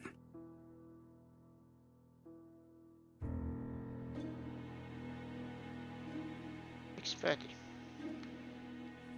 Most probably a family. Betty served a family and a man on his own, a whiskey drinker, maybe the murderer. This information will help me to progress. What? Gentlemen, what are you doing? Nothing. We are searching for clues, mademoiselle. My name is Hercule Poirot. I am a detective, and this is Captain Hastings. Does Betty Barnard work here? That is correct. She should have been here a while ago. Punctuality is the first rule of politeness. I fear that Miss Barnard will not be coming today. She has just been found, dead, on the beach a few hundred meters from the cafe. How awful. Poor young thing. What happened? She appears to have been murdered. This is most distressing. How this will affect my business, I shudder to think.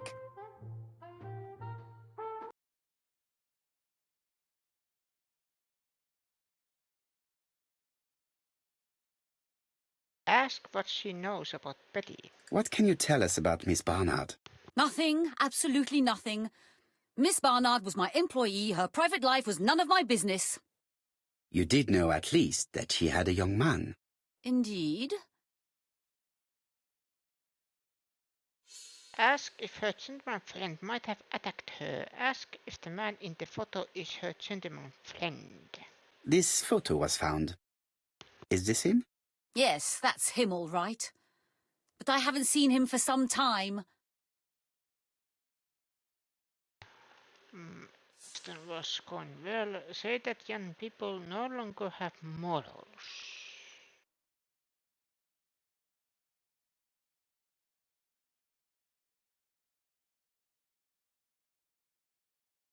Do you think there may have been some problems between them? I'm not on those sort of terms with my staff. Now, please excuse me, I have work to do.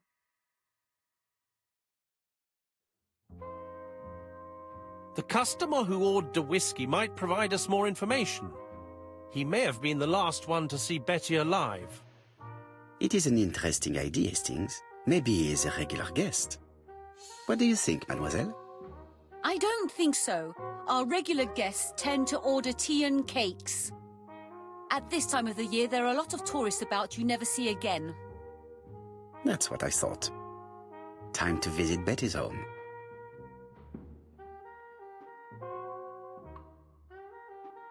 Go Betty's house at number 22 on High Street.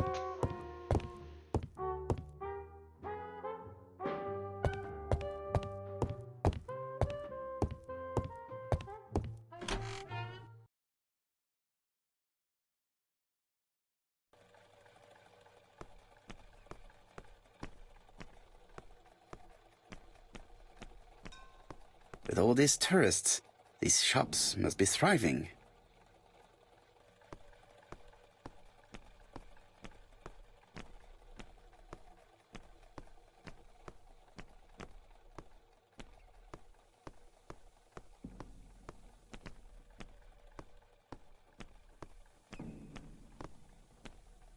Wait, 22 High Street. This one?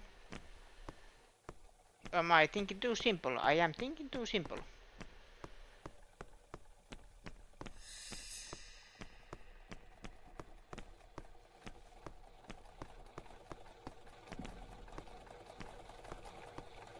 Ah, here it is. Hastings appears to be...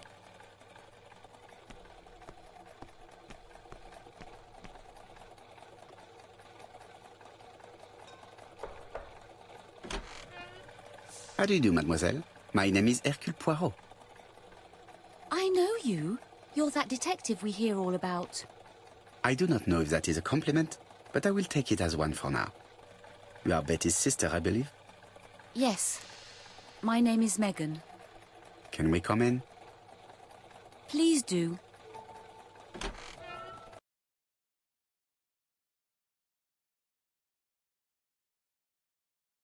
My parents are at the police station. I doubt they'll be up to speaking to you later. Do not worry, we will not bother them. Did you know your sister's plans for yesterday evening? No. I arrived by train this morning. My parents called me in a panic when they discovered that Betty had disappeared. She went out last night, but she didn't tell them where she was going. What was your last conversation about? Her new dress. She wanted a pair of black stockings to go with it. Mother brought her a pair. The very day it happened. She was crying.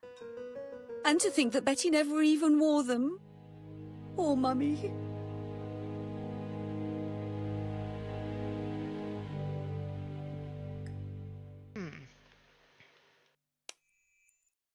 Question Megan Barnard. Suspect Megan Barnard, 28 years old. She is the sister of the late Penny Barnard.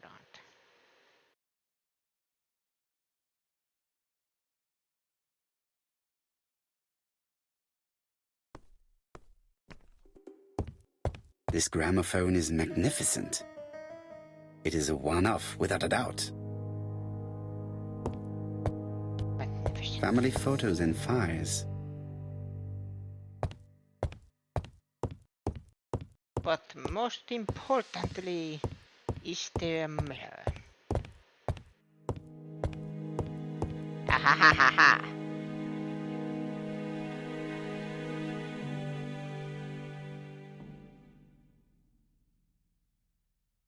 Three ego points. I take it.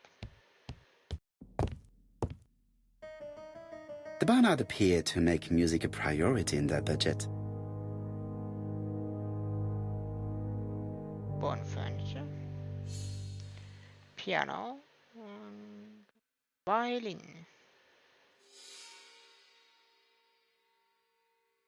Their home is modest, but the Barnards are definitely music lovers.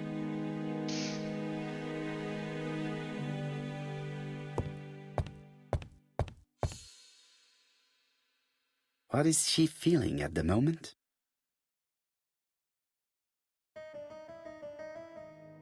Photo frame.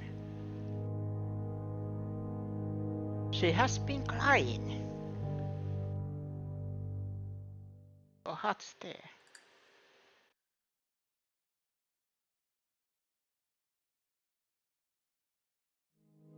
Mr. Poirot, I don't like being stared at. If you have something to say, would you please say it to me? I will. Betty's older sister is not just sad, she is angry.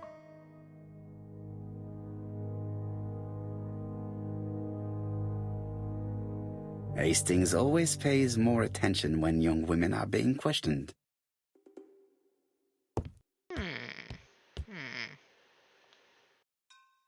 Distance. Focus. Ask if Betty used to go out a lot. Did Betty go out often? My sister wasn't a child, sir. She used to go out. She enjoyed films, dancing. She was a very good girl who didn't hang around with men. That's what they always say, no? Sympathize with her grief. The pain is making you bitter, Mademoiselle Barnard. I'm not interested in your compassion, Mr. Poirot. Très bien, mademoiselle. Could you at least tell me a little about Betty's young man? His name is Donald Fraser, a very nice young man.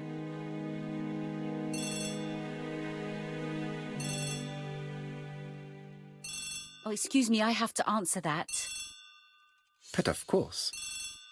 Betty's room is opposite the stairs on the first floor. Feel free to take a look if you think it might be useful. We will. This young woman is far too clever not to have anything else for us. Do you think she's hiding something? That is what I'm trying to find out. Surely you don't think she did it? I did not say anything of the sort. But young women always ruin your judgment, Hastings. Who knows, maybe Megan was jealous of her attractive young sister. I see. She may have had her sights on the inheritance. Or maybe she was in love with Donald Fraser. We have to study all scenarios, even the most unlikely. But I doubt that Mr. and Mrs. Barnard are rich enough to justify murder. While I try and get Miss Barnard to talk, I would like you to try and find Donald Fraser. It should be easy to find the estate agents where he works. Bring him to the Ginger Cat. I would like to talk with him before the Chief Inspector finds him. Yes, Zap will probably ruin it. Opposite of the stairs. Megan invited me to examine her sister's bedroom. I should take advantage of the opportunity. For her, focus. It is now the right time.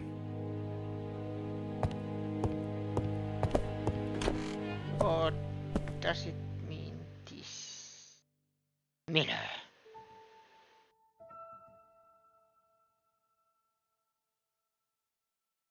Oh, she was a streamer. It looks like Betty was also a music lover, the same as her family.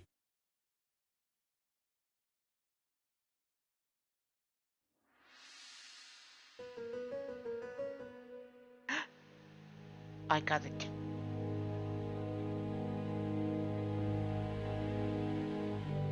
She wasn't just a streamer. She was Iron Mouse. Case solved.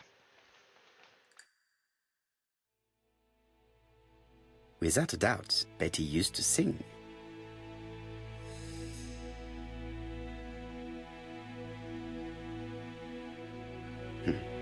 A box of new stockings. Then there is dresses. Looking at all the clothes she took out, Betty must have had a problem deciding what to wear. Maybe she had a date? Maybe.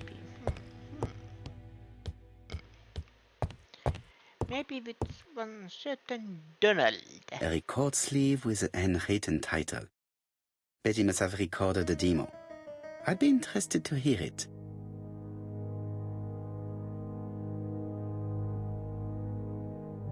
Something on this clock bothers me.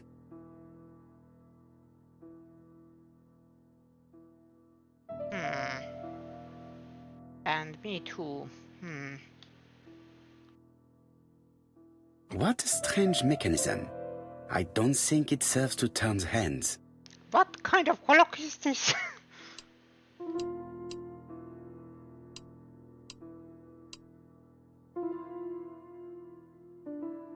I want to know what kind of clock is this.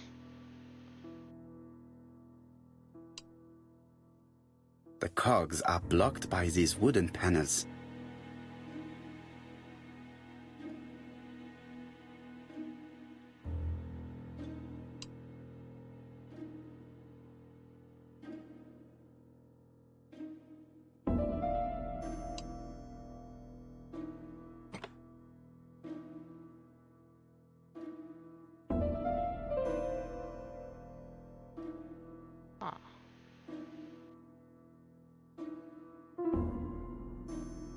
I definitely need an object to make these cogs turn.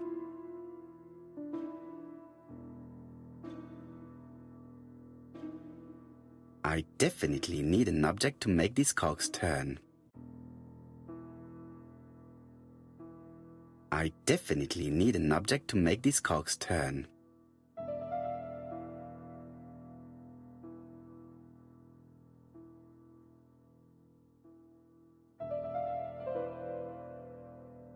This metal disc is stuck.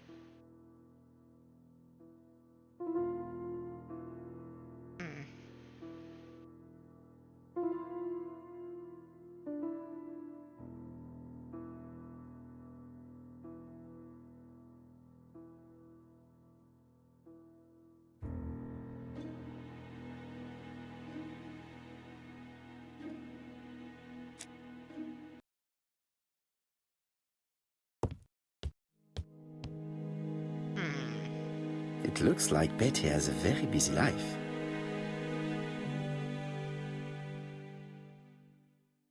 Menu for stylish restaurant. Invitation for dance. Ooh. And cinema ticket. Impossible love. Betty liked luxury and going out. And being as pretty as she was, she probably did not have any problem getting herself invited. Was it a prequel to Mission Impossible? Just asking. This small key should be useful to me.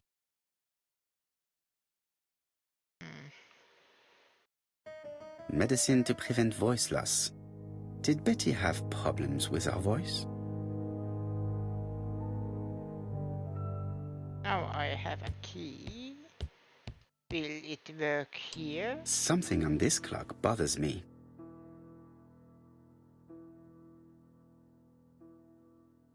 What a strange mechanism. I don't think it serves to turn the hands.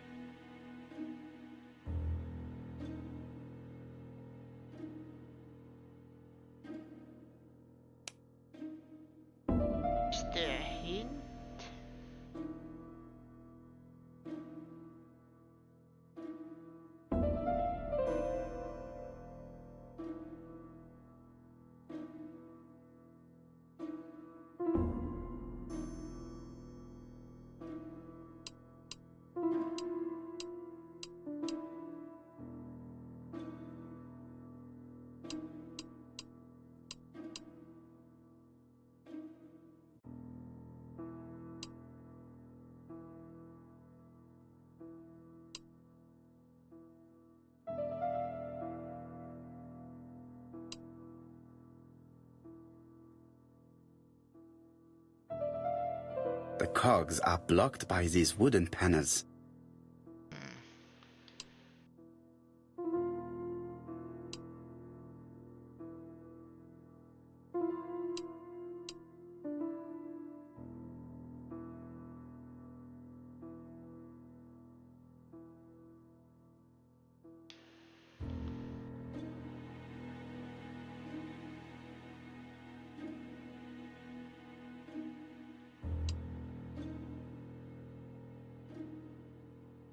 I think these were right here. Aha.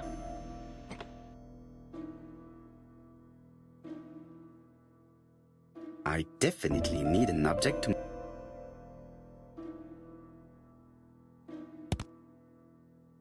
No? I was so sure.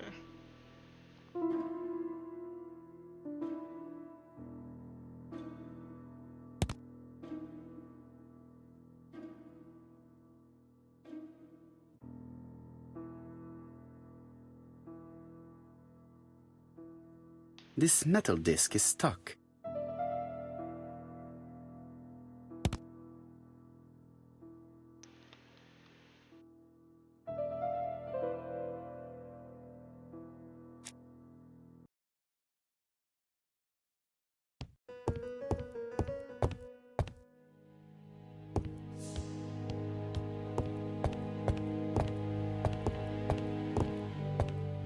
A record sleeve with a handwritten title. Betty must have recorded the demo. I'd be interested to hear it.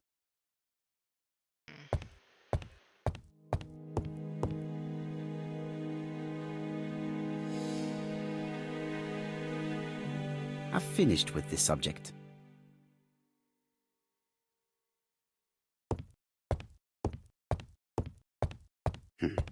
A box of new stockings. Is there anything here? No.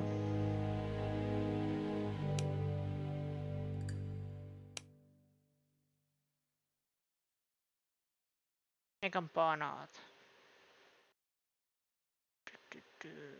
Betty Panat here. She was with.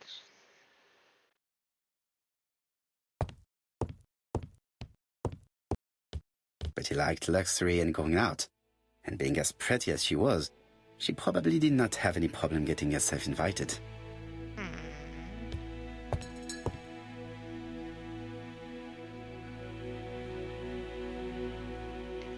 Something on this clock bothers me.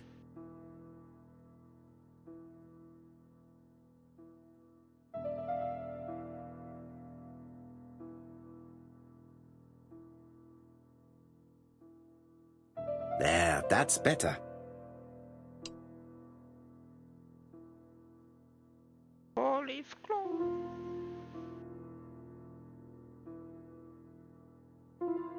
This metal disc is stuck.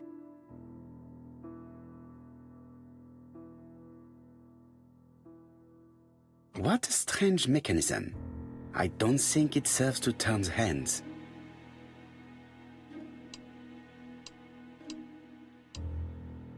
That was there.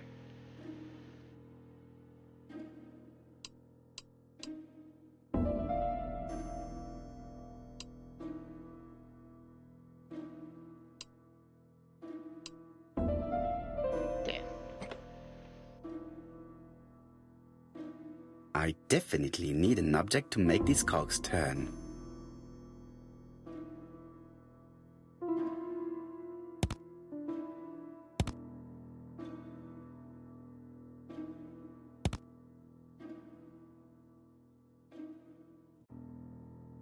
I definitely need an object to make these cogs turn.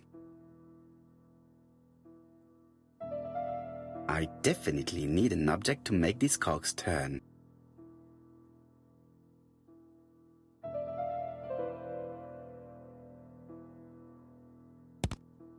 No.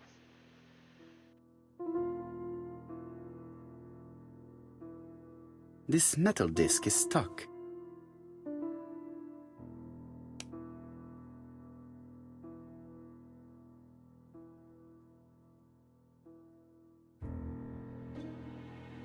A small key. is definitely a key, but...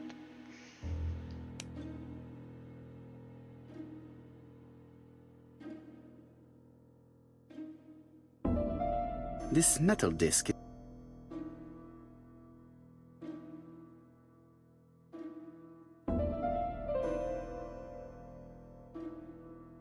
Strange. A sheet of paper is blocked in the clock.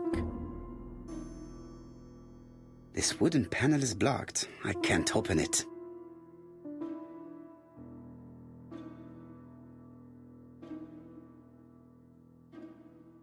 This wooden panel is blocked. I can't open it.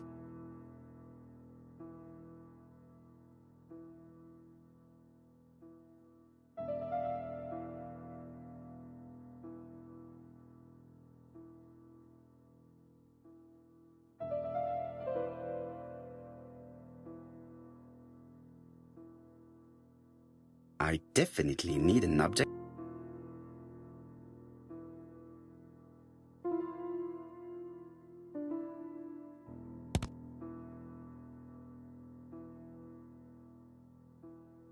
I definitely need...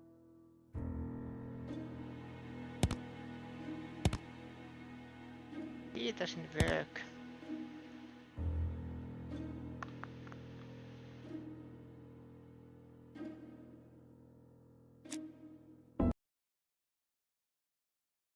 What is the X-Wing Betty's bedroom? So that is something I have to solve.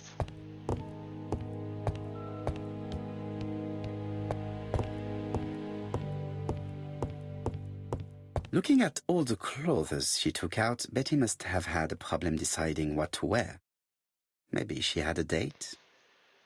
Maybe. Without a doubt, Betty used to sing.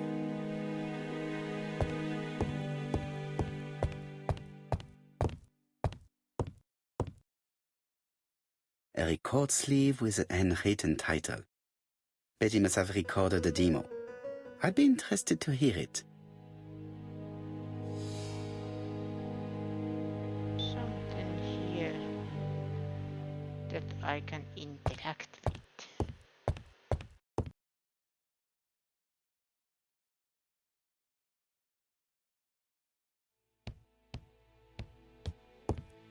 I have not finished inspecting Betty's bedroom.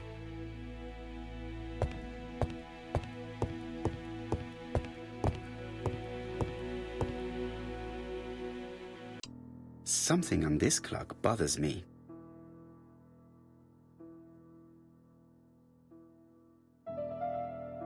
There, that's better.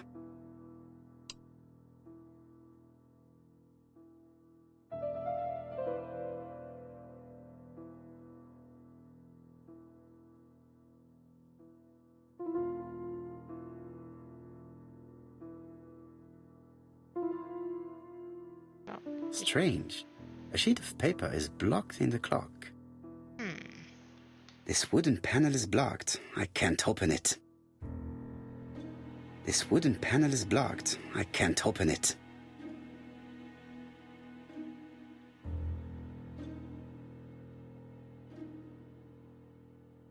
What a strange mechanism. I don't think it serves to turn the hands.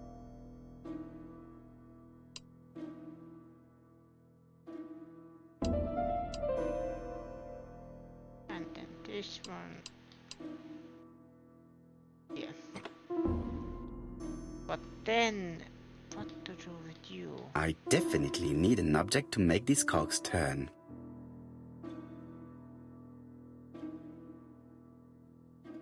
I definitely need an object to make these cogs turn. That's the thing. Does it mean this key?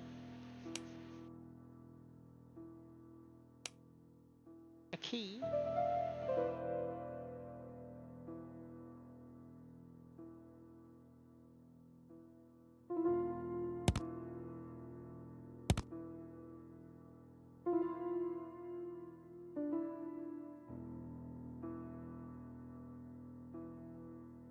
I definitely need an object to make these cogs turn.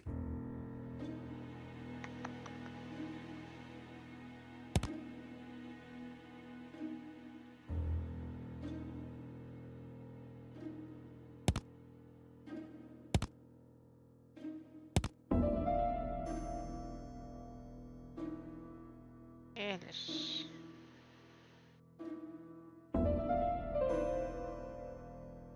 I definitely need an object to make these cogs turn.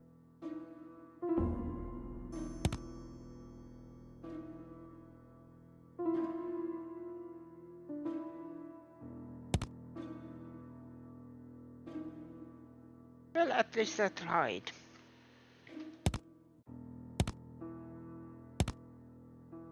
Try everything. I definitely need an object to make these cogs turn.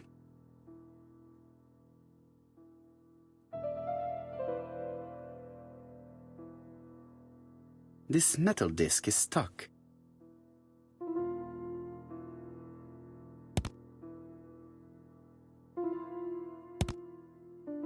No.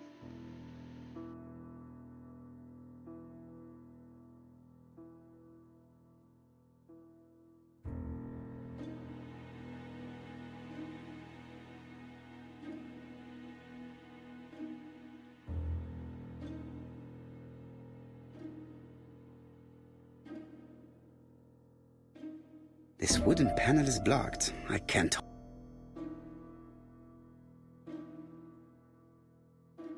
This wooden panel is blocked.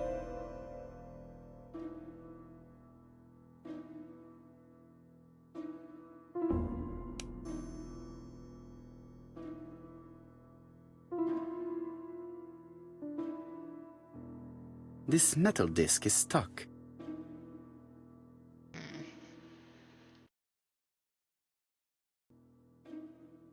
Just open the post menu and select the use clue icon to turn on the automatic help.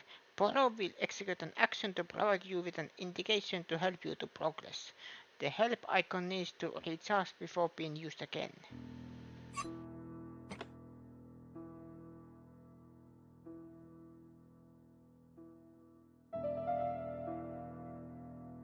Strange.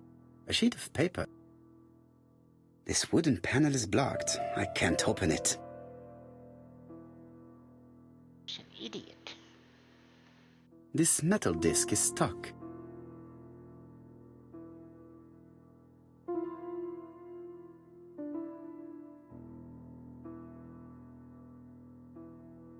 I definitely need an object. Aha!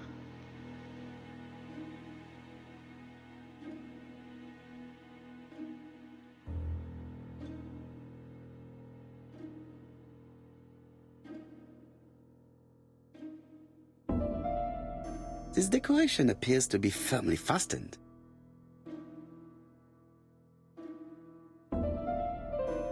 This decoration appears...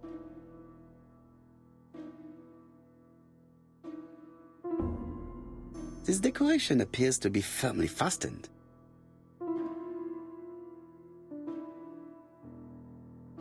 This wooden panel is blocked. I can't open it. Wait a minute, hetkinen, what is this?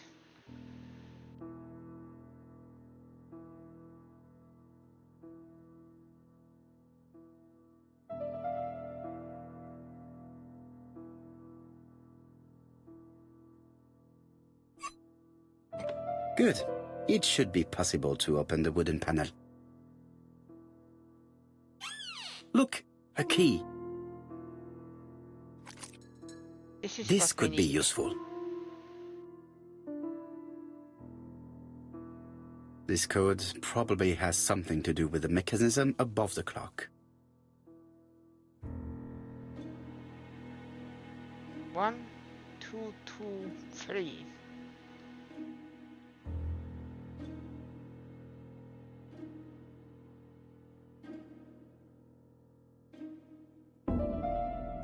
No, the key does not fit this cog.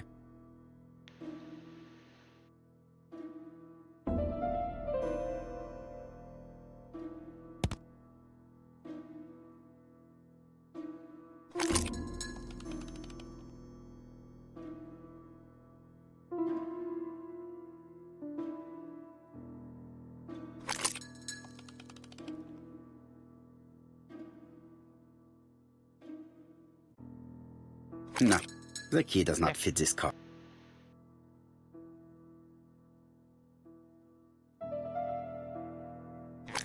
There's... Ah, something clicked on the front of the clock.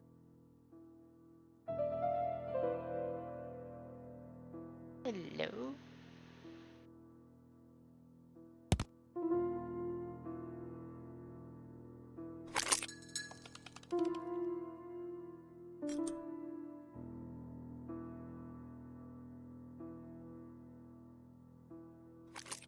This could be useful.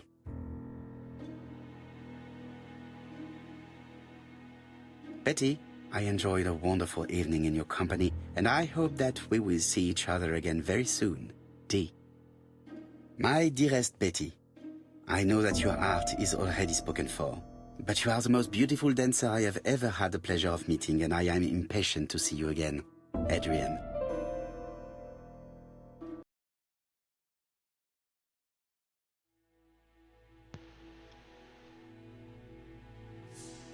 Wait.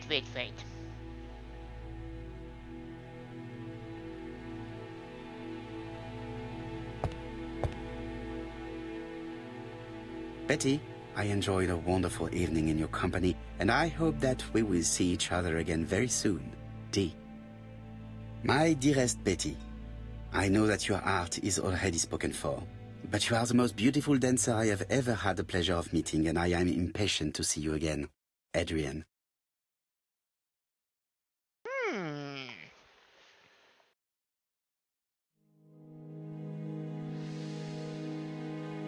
I feel like Betty was a very popular girl.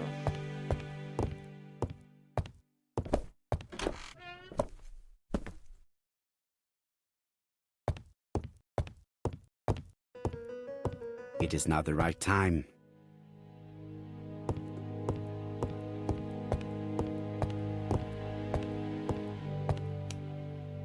Listen to Betty's record. Oh yeah, gramophone.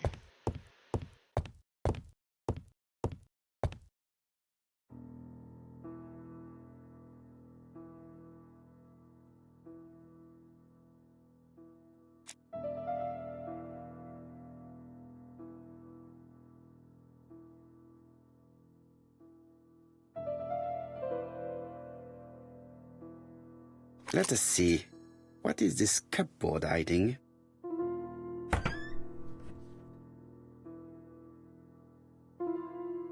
Hello. What is this? This looks like solfège. And I definitely know what that is.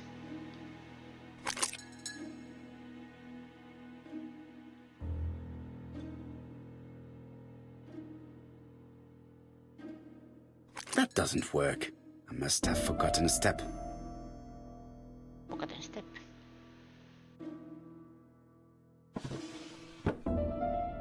Aha. There is bound to be a clue somewhere.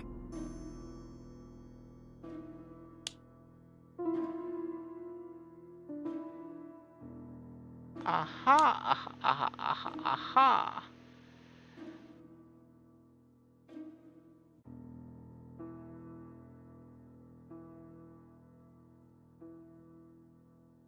So we need 2 those.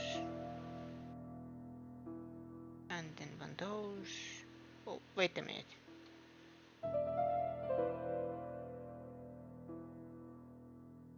There is bound to be a clue somewhere. Okay. My brain cells are working. So it was this one. So we need 10. Okay.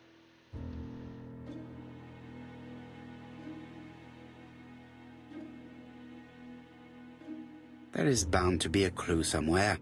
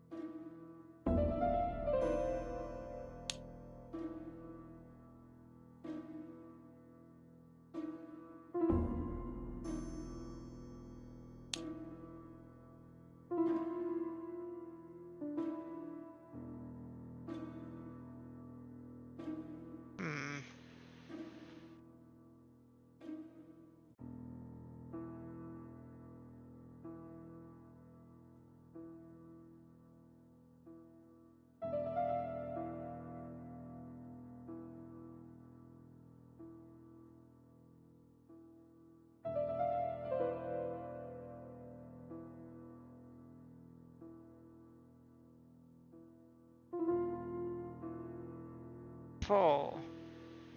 Tools 2.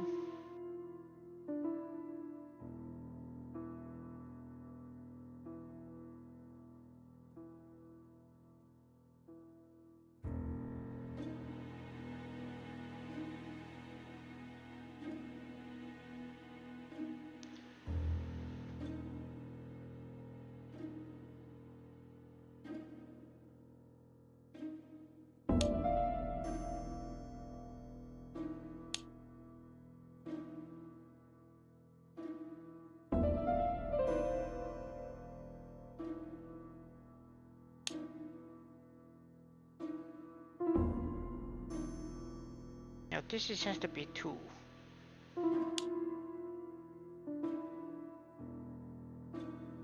Never mind, I am stupid. Stupido. There. No?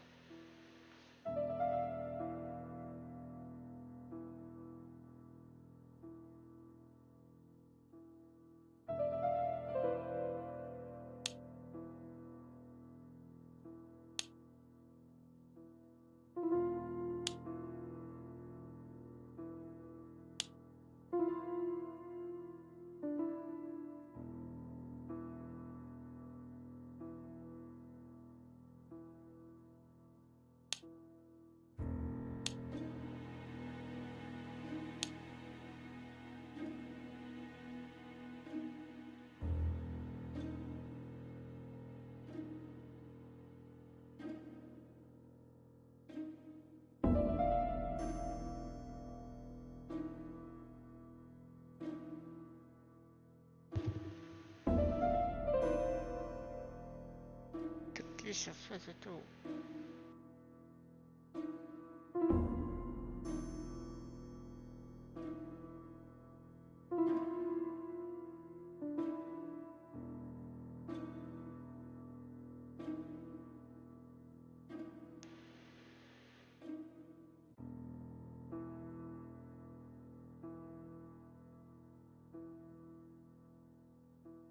Four.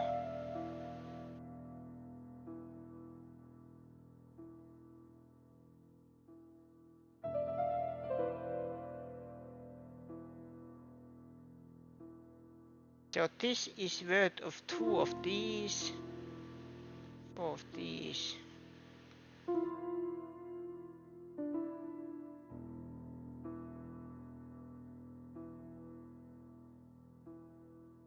Did I get it right? I love this. There is bound to be a clue somewhere. There's a clue and I think I got it.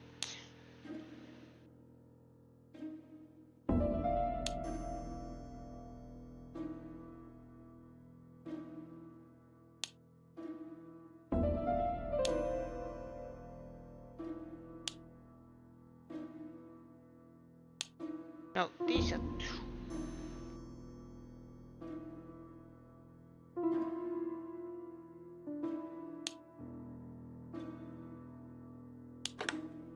I heard the sound of a mechanism being triggered.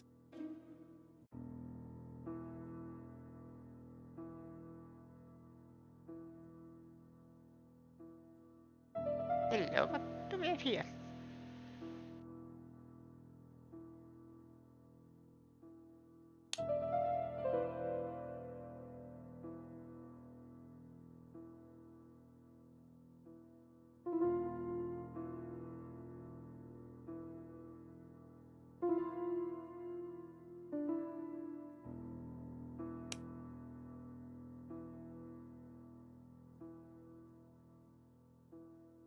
$78.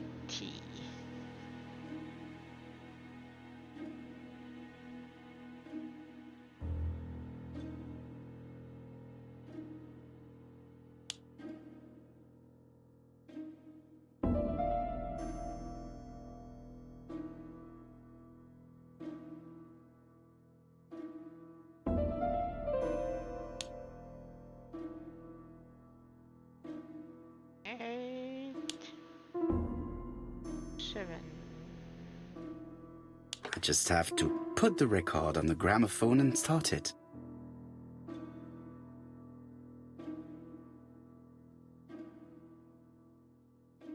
That doesn't work. I must have forgotten a step.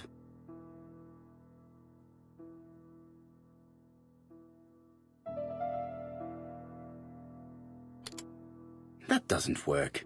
I must have forgotten a step. Aha, there's something.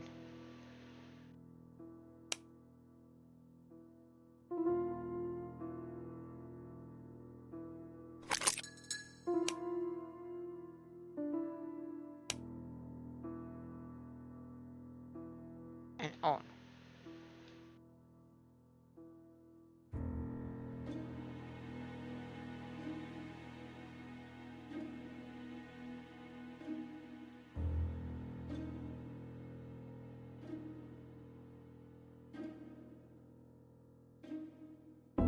No.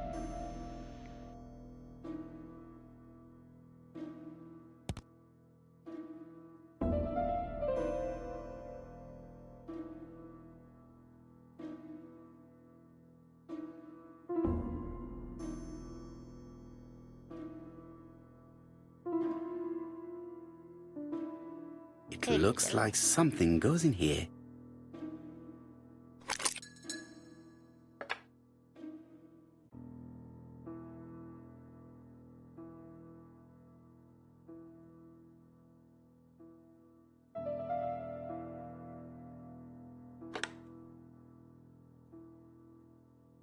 No?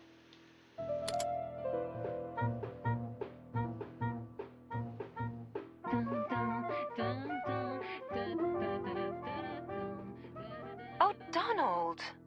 We're in the middle of recording. Sorry, Betty, but it's not wise. The doctor said you should rest your voice. You're such a killjoy sometimes.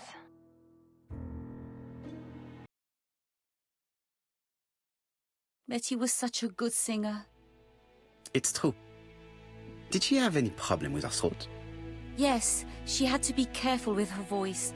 Of course, she didn't follow the doctor's advice. If Don didn't insist, she... Well, it's too late for all that now.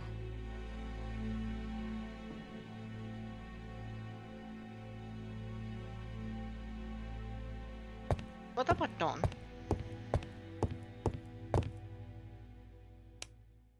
Continue questioning Megan.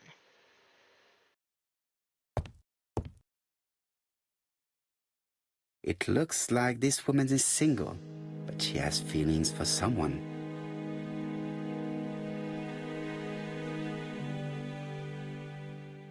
Donald? Ooh. I smell a love triangle.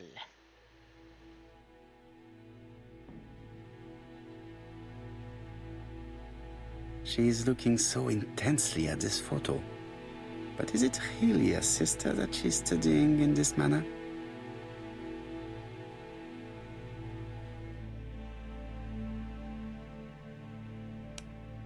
What had Betty planned to do with her evening? I am missing a couple of clues. Let's question Megan first. They made the perfect couple, am I correct? Yes, in a way.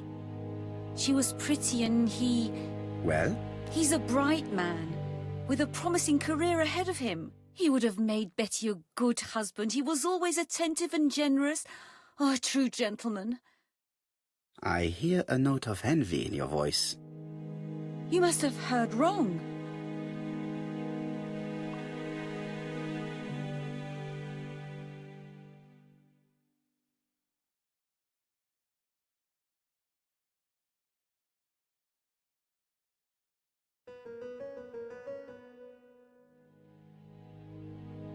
Donald appeared to be very much in love with your sister.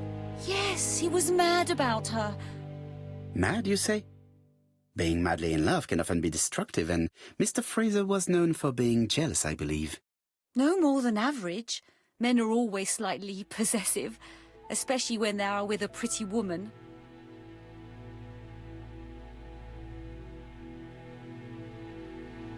I am not your enemy, Mademoiselle Bernard. And you are not my friend either, Mr. Poirot, sir. Yes, but your lies are not helping Mr. Fraser, or you for that matter.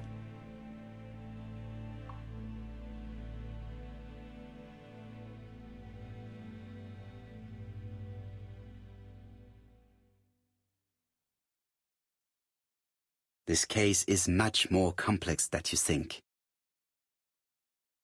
It would appear that your sister's murder is the second in a series that we have to stop as quickly as possible. The first was in Andover, and the same as your sister, the murderer sent me a letter informing me that a crime would be committed in that town. Now can I count on your honesty?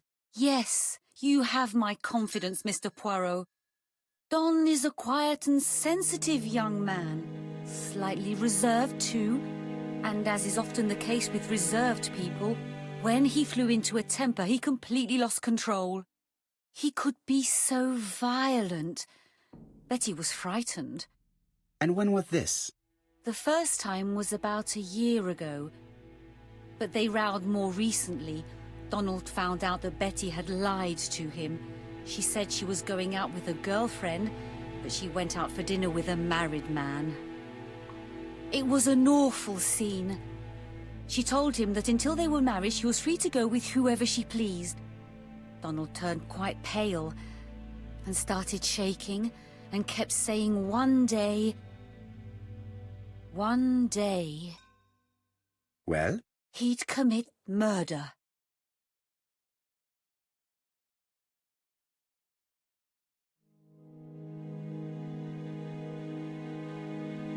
Do you think that is what happened? No, Mr. Poirot, I don't believe that. You yourself said he may be a recidivist madman. Don loved Betty with all his heart. I can't imagine for one instant that he would hurt her. Very good, Mademoiselle Bernard. Thank you for your help.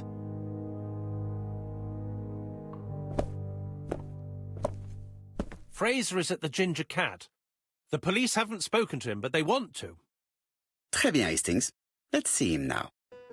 Au revoir, mademoiselle. My deepest condolences to your parents. Of course, Mr. Poirot. And don't be too hard on Don. He's more fragile than he looks. If you say so. Let us now try and get our brain cells to work. What had Betty planned to do with her evening?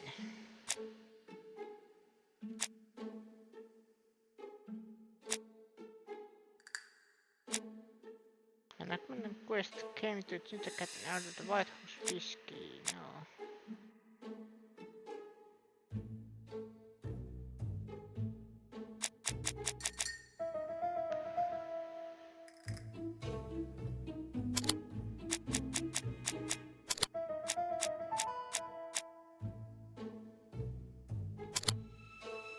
No.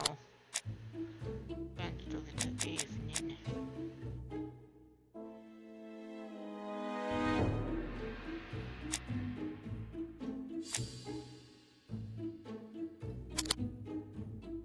Betty lied to Donald because she had a date with another man.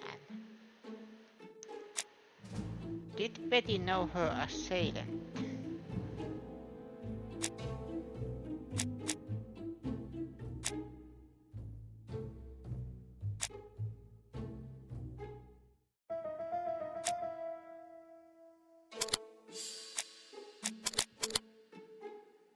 The man seduced Betty before taking her to the beach where he strangled her.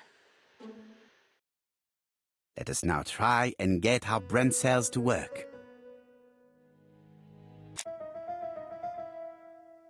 What is Megan Barnard's behavior hiding?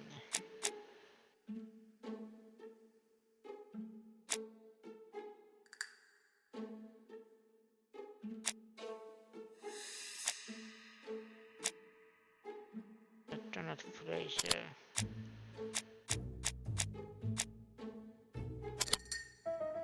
Megan has a soft spot for Donald.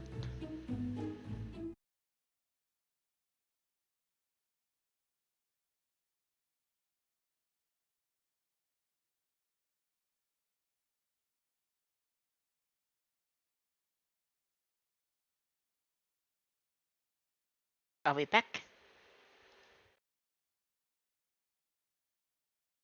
I think we are back.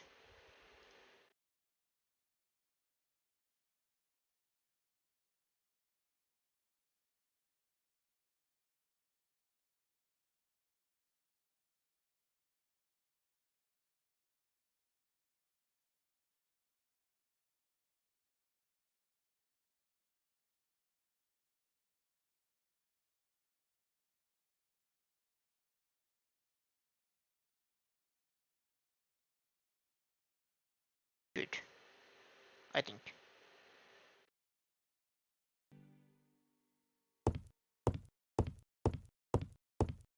Let's interrogate Mr. Fraser. And then I will probably stop for today. You've seen Fraser, Hastings. What is your feeling? He's a big chap. Fragile isn't exactly the word that springs to mind. I talked to his landlady before seeing him. She went to bed at 11. Fraser wasn't home yet. Bien. Megan Barnard said he is a reserved character but with a nasty temper. We will see if this is the case.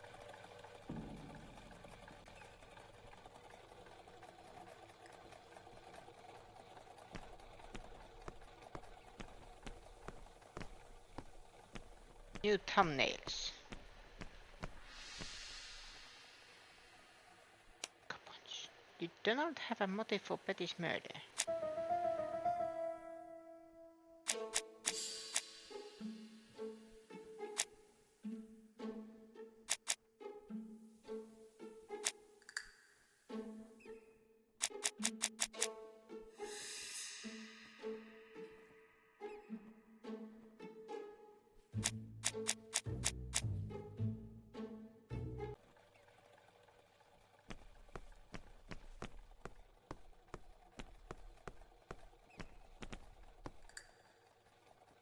Could it be the same buildings as on the victim's photo?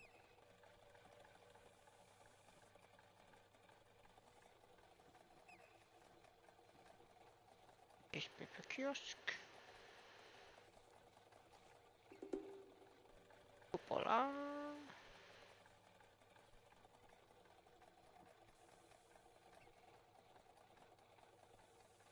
Seaside. This is definitely where the photo I found in the hut was taken.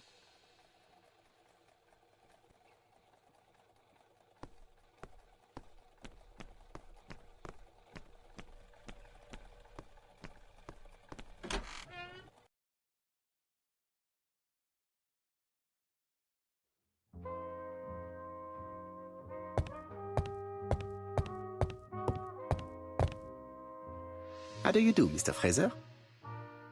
You're Hercule Poirot. Mr. Hastings said you wanted to speak to me.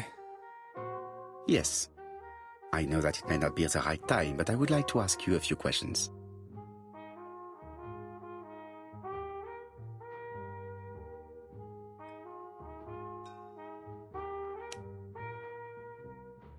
Donald Fraser. He's Betty's prominent fiancé. He was jealous and had a quick temper.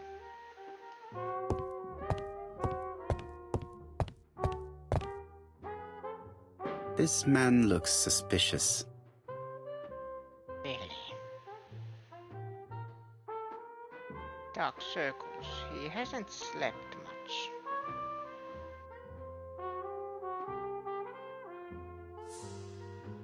Clothes.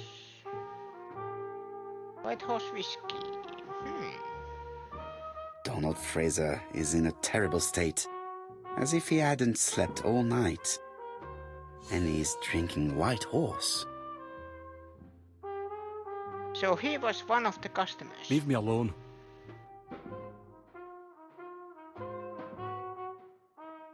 Tell me that it's a mistake. That Betty isn't dead. Sadly, your lady friend has been murdered, Mr. Fraser. Oh, Betty, if only you'd listened.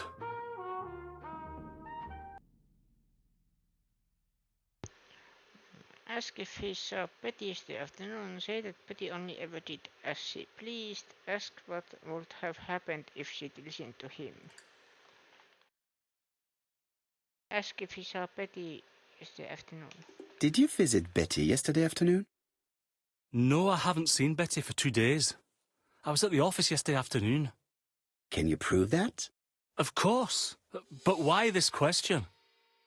Betty died yesterday evening, didn't she?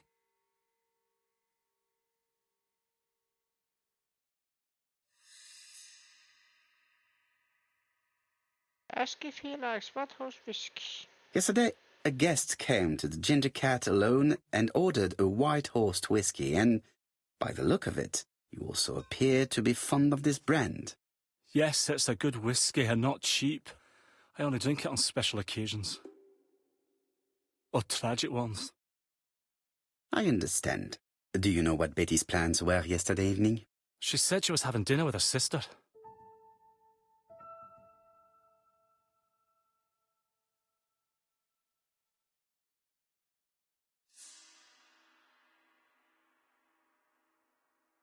Specified that her sister was in London.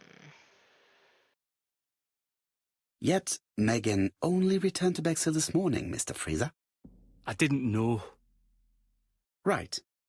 May I ask you what you were doing yesterday evening? I spent the evening working. Your colleagues can confirm this?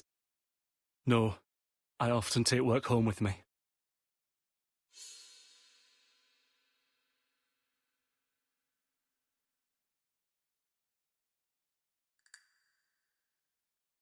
Point out that he doesn't have an alibi. Therefore, you have no alibi, Mr. Fraser. That's right. But that doesn't make me a murderer, Mr. Poirot. I would like you to leave now, please.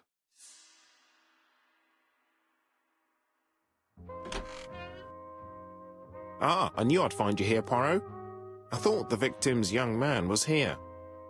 Yes, is all yours, Chief Inspector. Let us now try and get our brain cells to work. Let's make our brain cells to work. Did Donald have a motive for Betty's murder? Donald does not have an alibi. Victim has marks on her neck.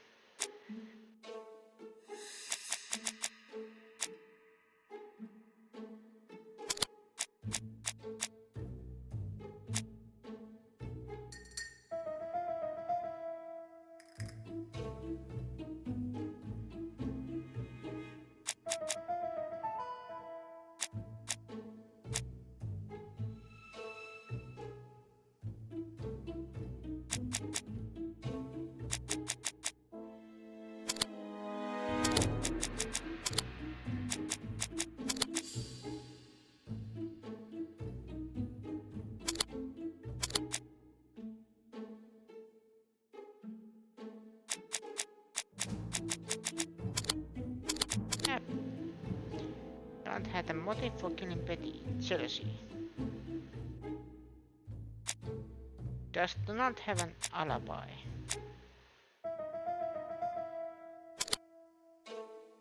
Donald may have been at the beach and have killed Betty. Does Donald have a motive for all the murders?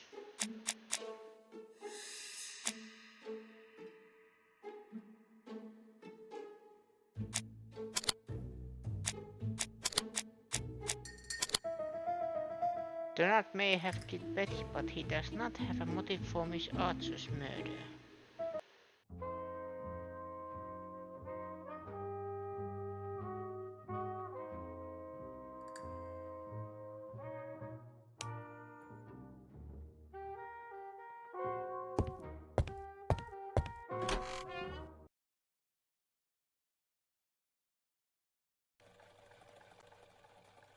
Fraser doesn't have an alibi and he's extremely jealous. You are very skilled at summing up. And yet you haven't asked Japp to arrest him. It is too soon. But I agree, without the letters announcing the crimes, Fraser would already be behind bars. Bon, I think we have enough elements. Let's reconstruct the events at the scene of the crime. I can't imagine how the murderer wasn't seen, though. Surely she must have struggled. Let us try and imagine the scene.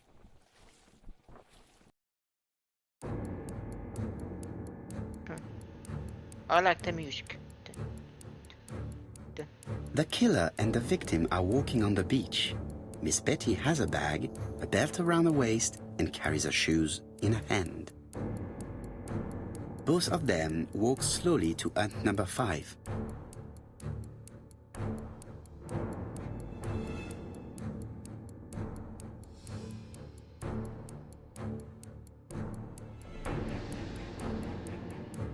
It was number 6. Both of them walk slowly to hut number 6.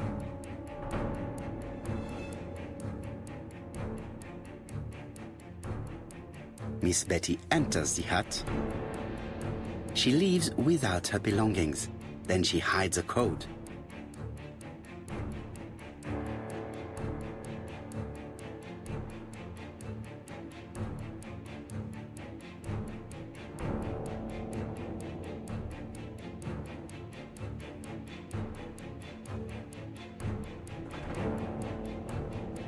They keep walking.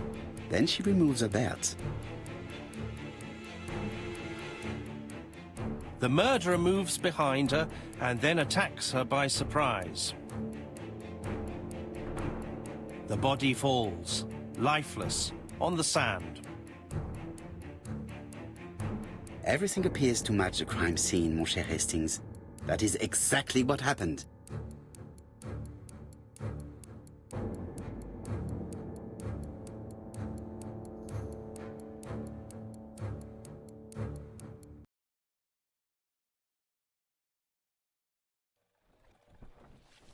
Without the ABC, we might have suspected Mr. Asher and Mr. Fraser. But by timing his crimes, the murderer is making sure he's accused. In a way, it is very generous of him. Generous? The murderer seduced Betty in order to lure her to the beach and kill her. Indeed, the young woman was certainly careless, but not stupid enough to follow a stranger. What are you planning to do, Poirot? Return to London, mon cher Hastings.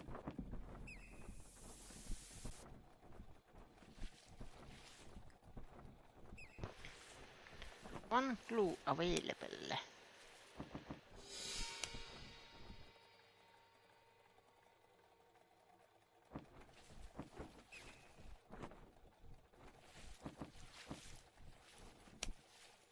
Go back to London.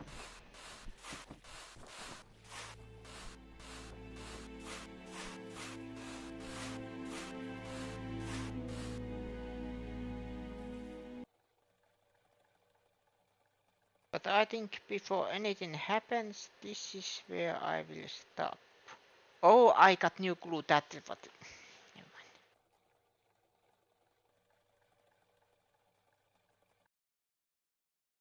And I think tomorrow I am playing a different game. Because it looks like this is working.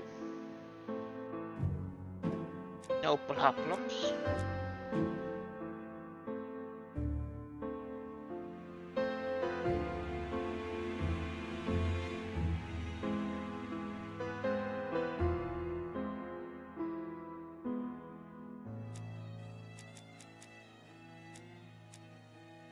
Eco points 163.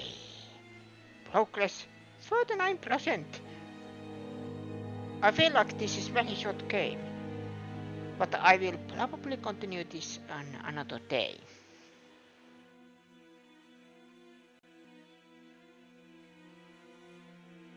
Let's see who's live.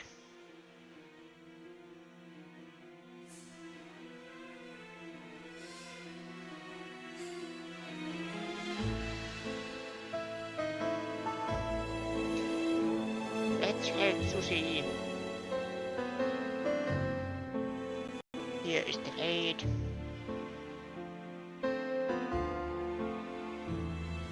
Let's raid the sus. Yesterday she had a birthday.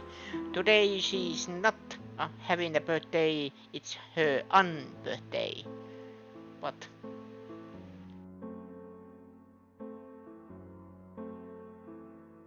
Or is she ending? Is she ending or not?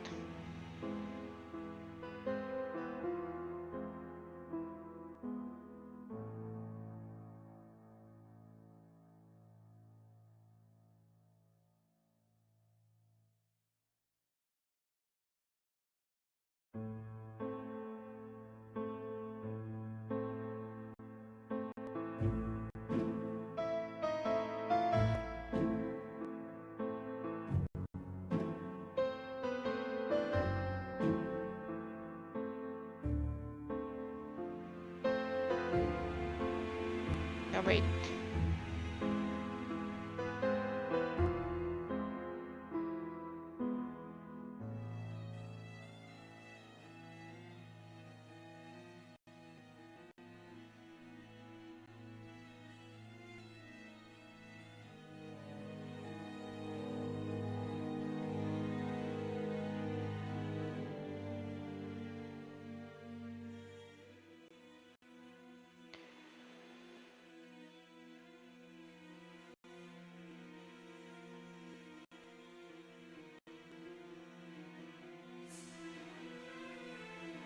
Okay, let's let her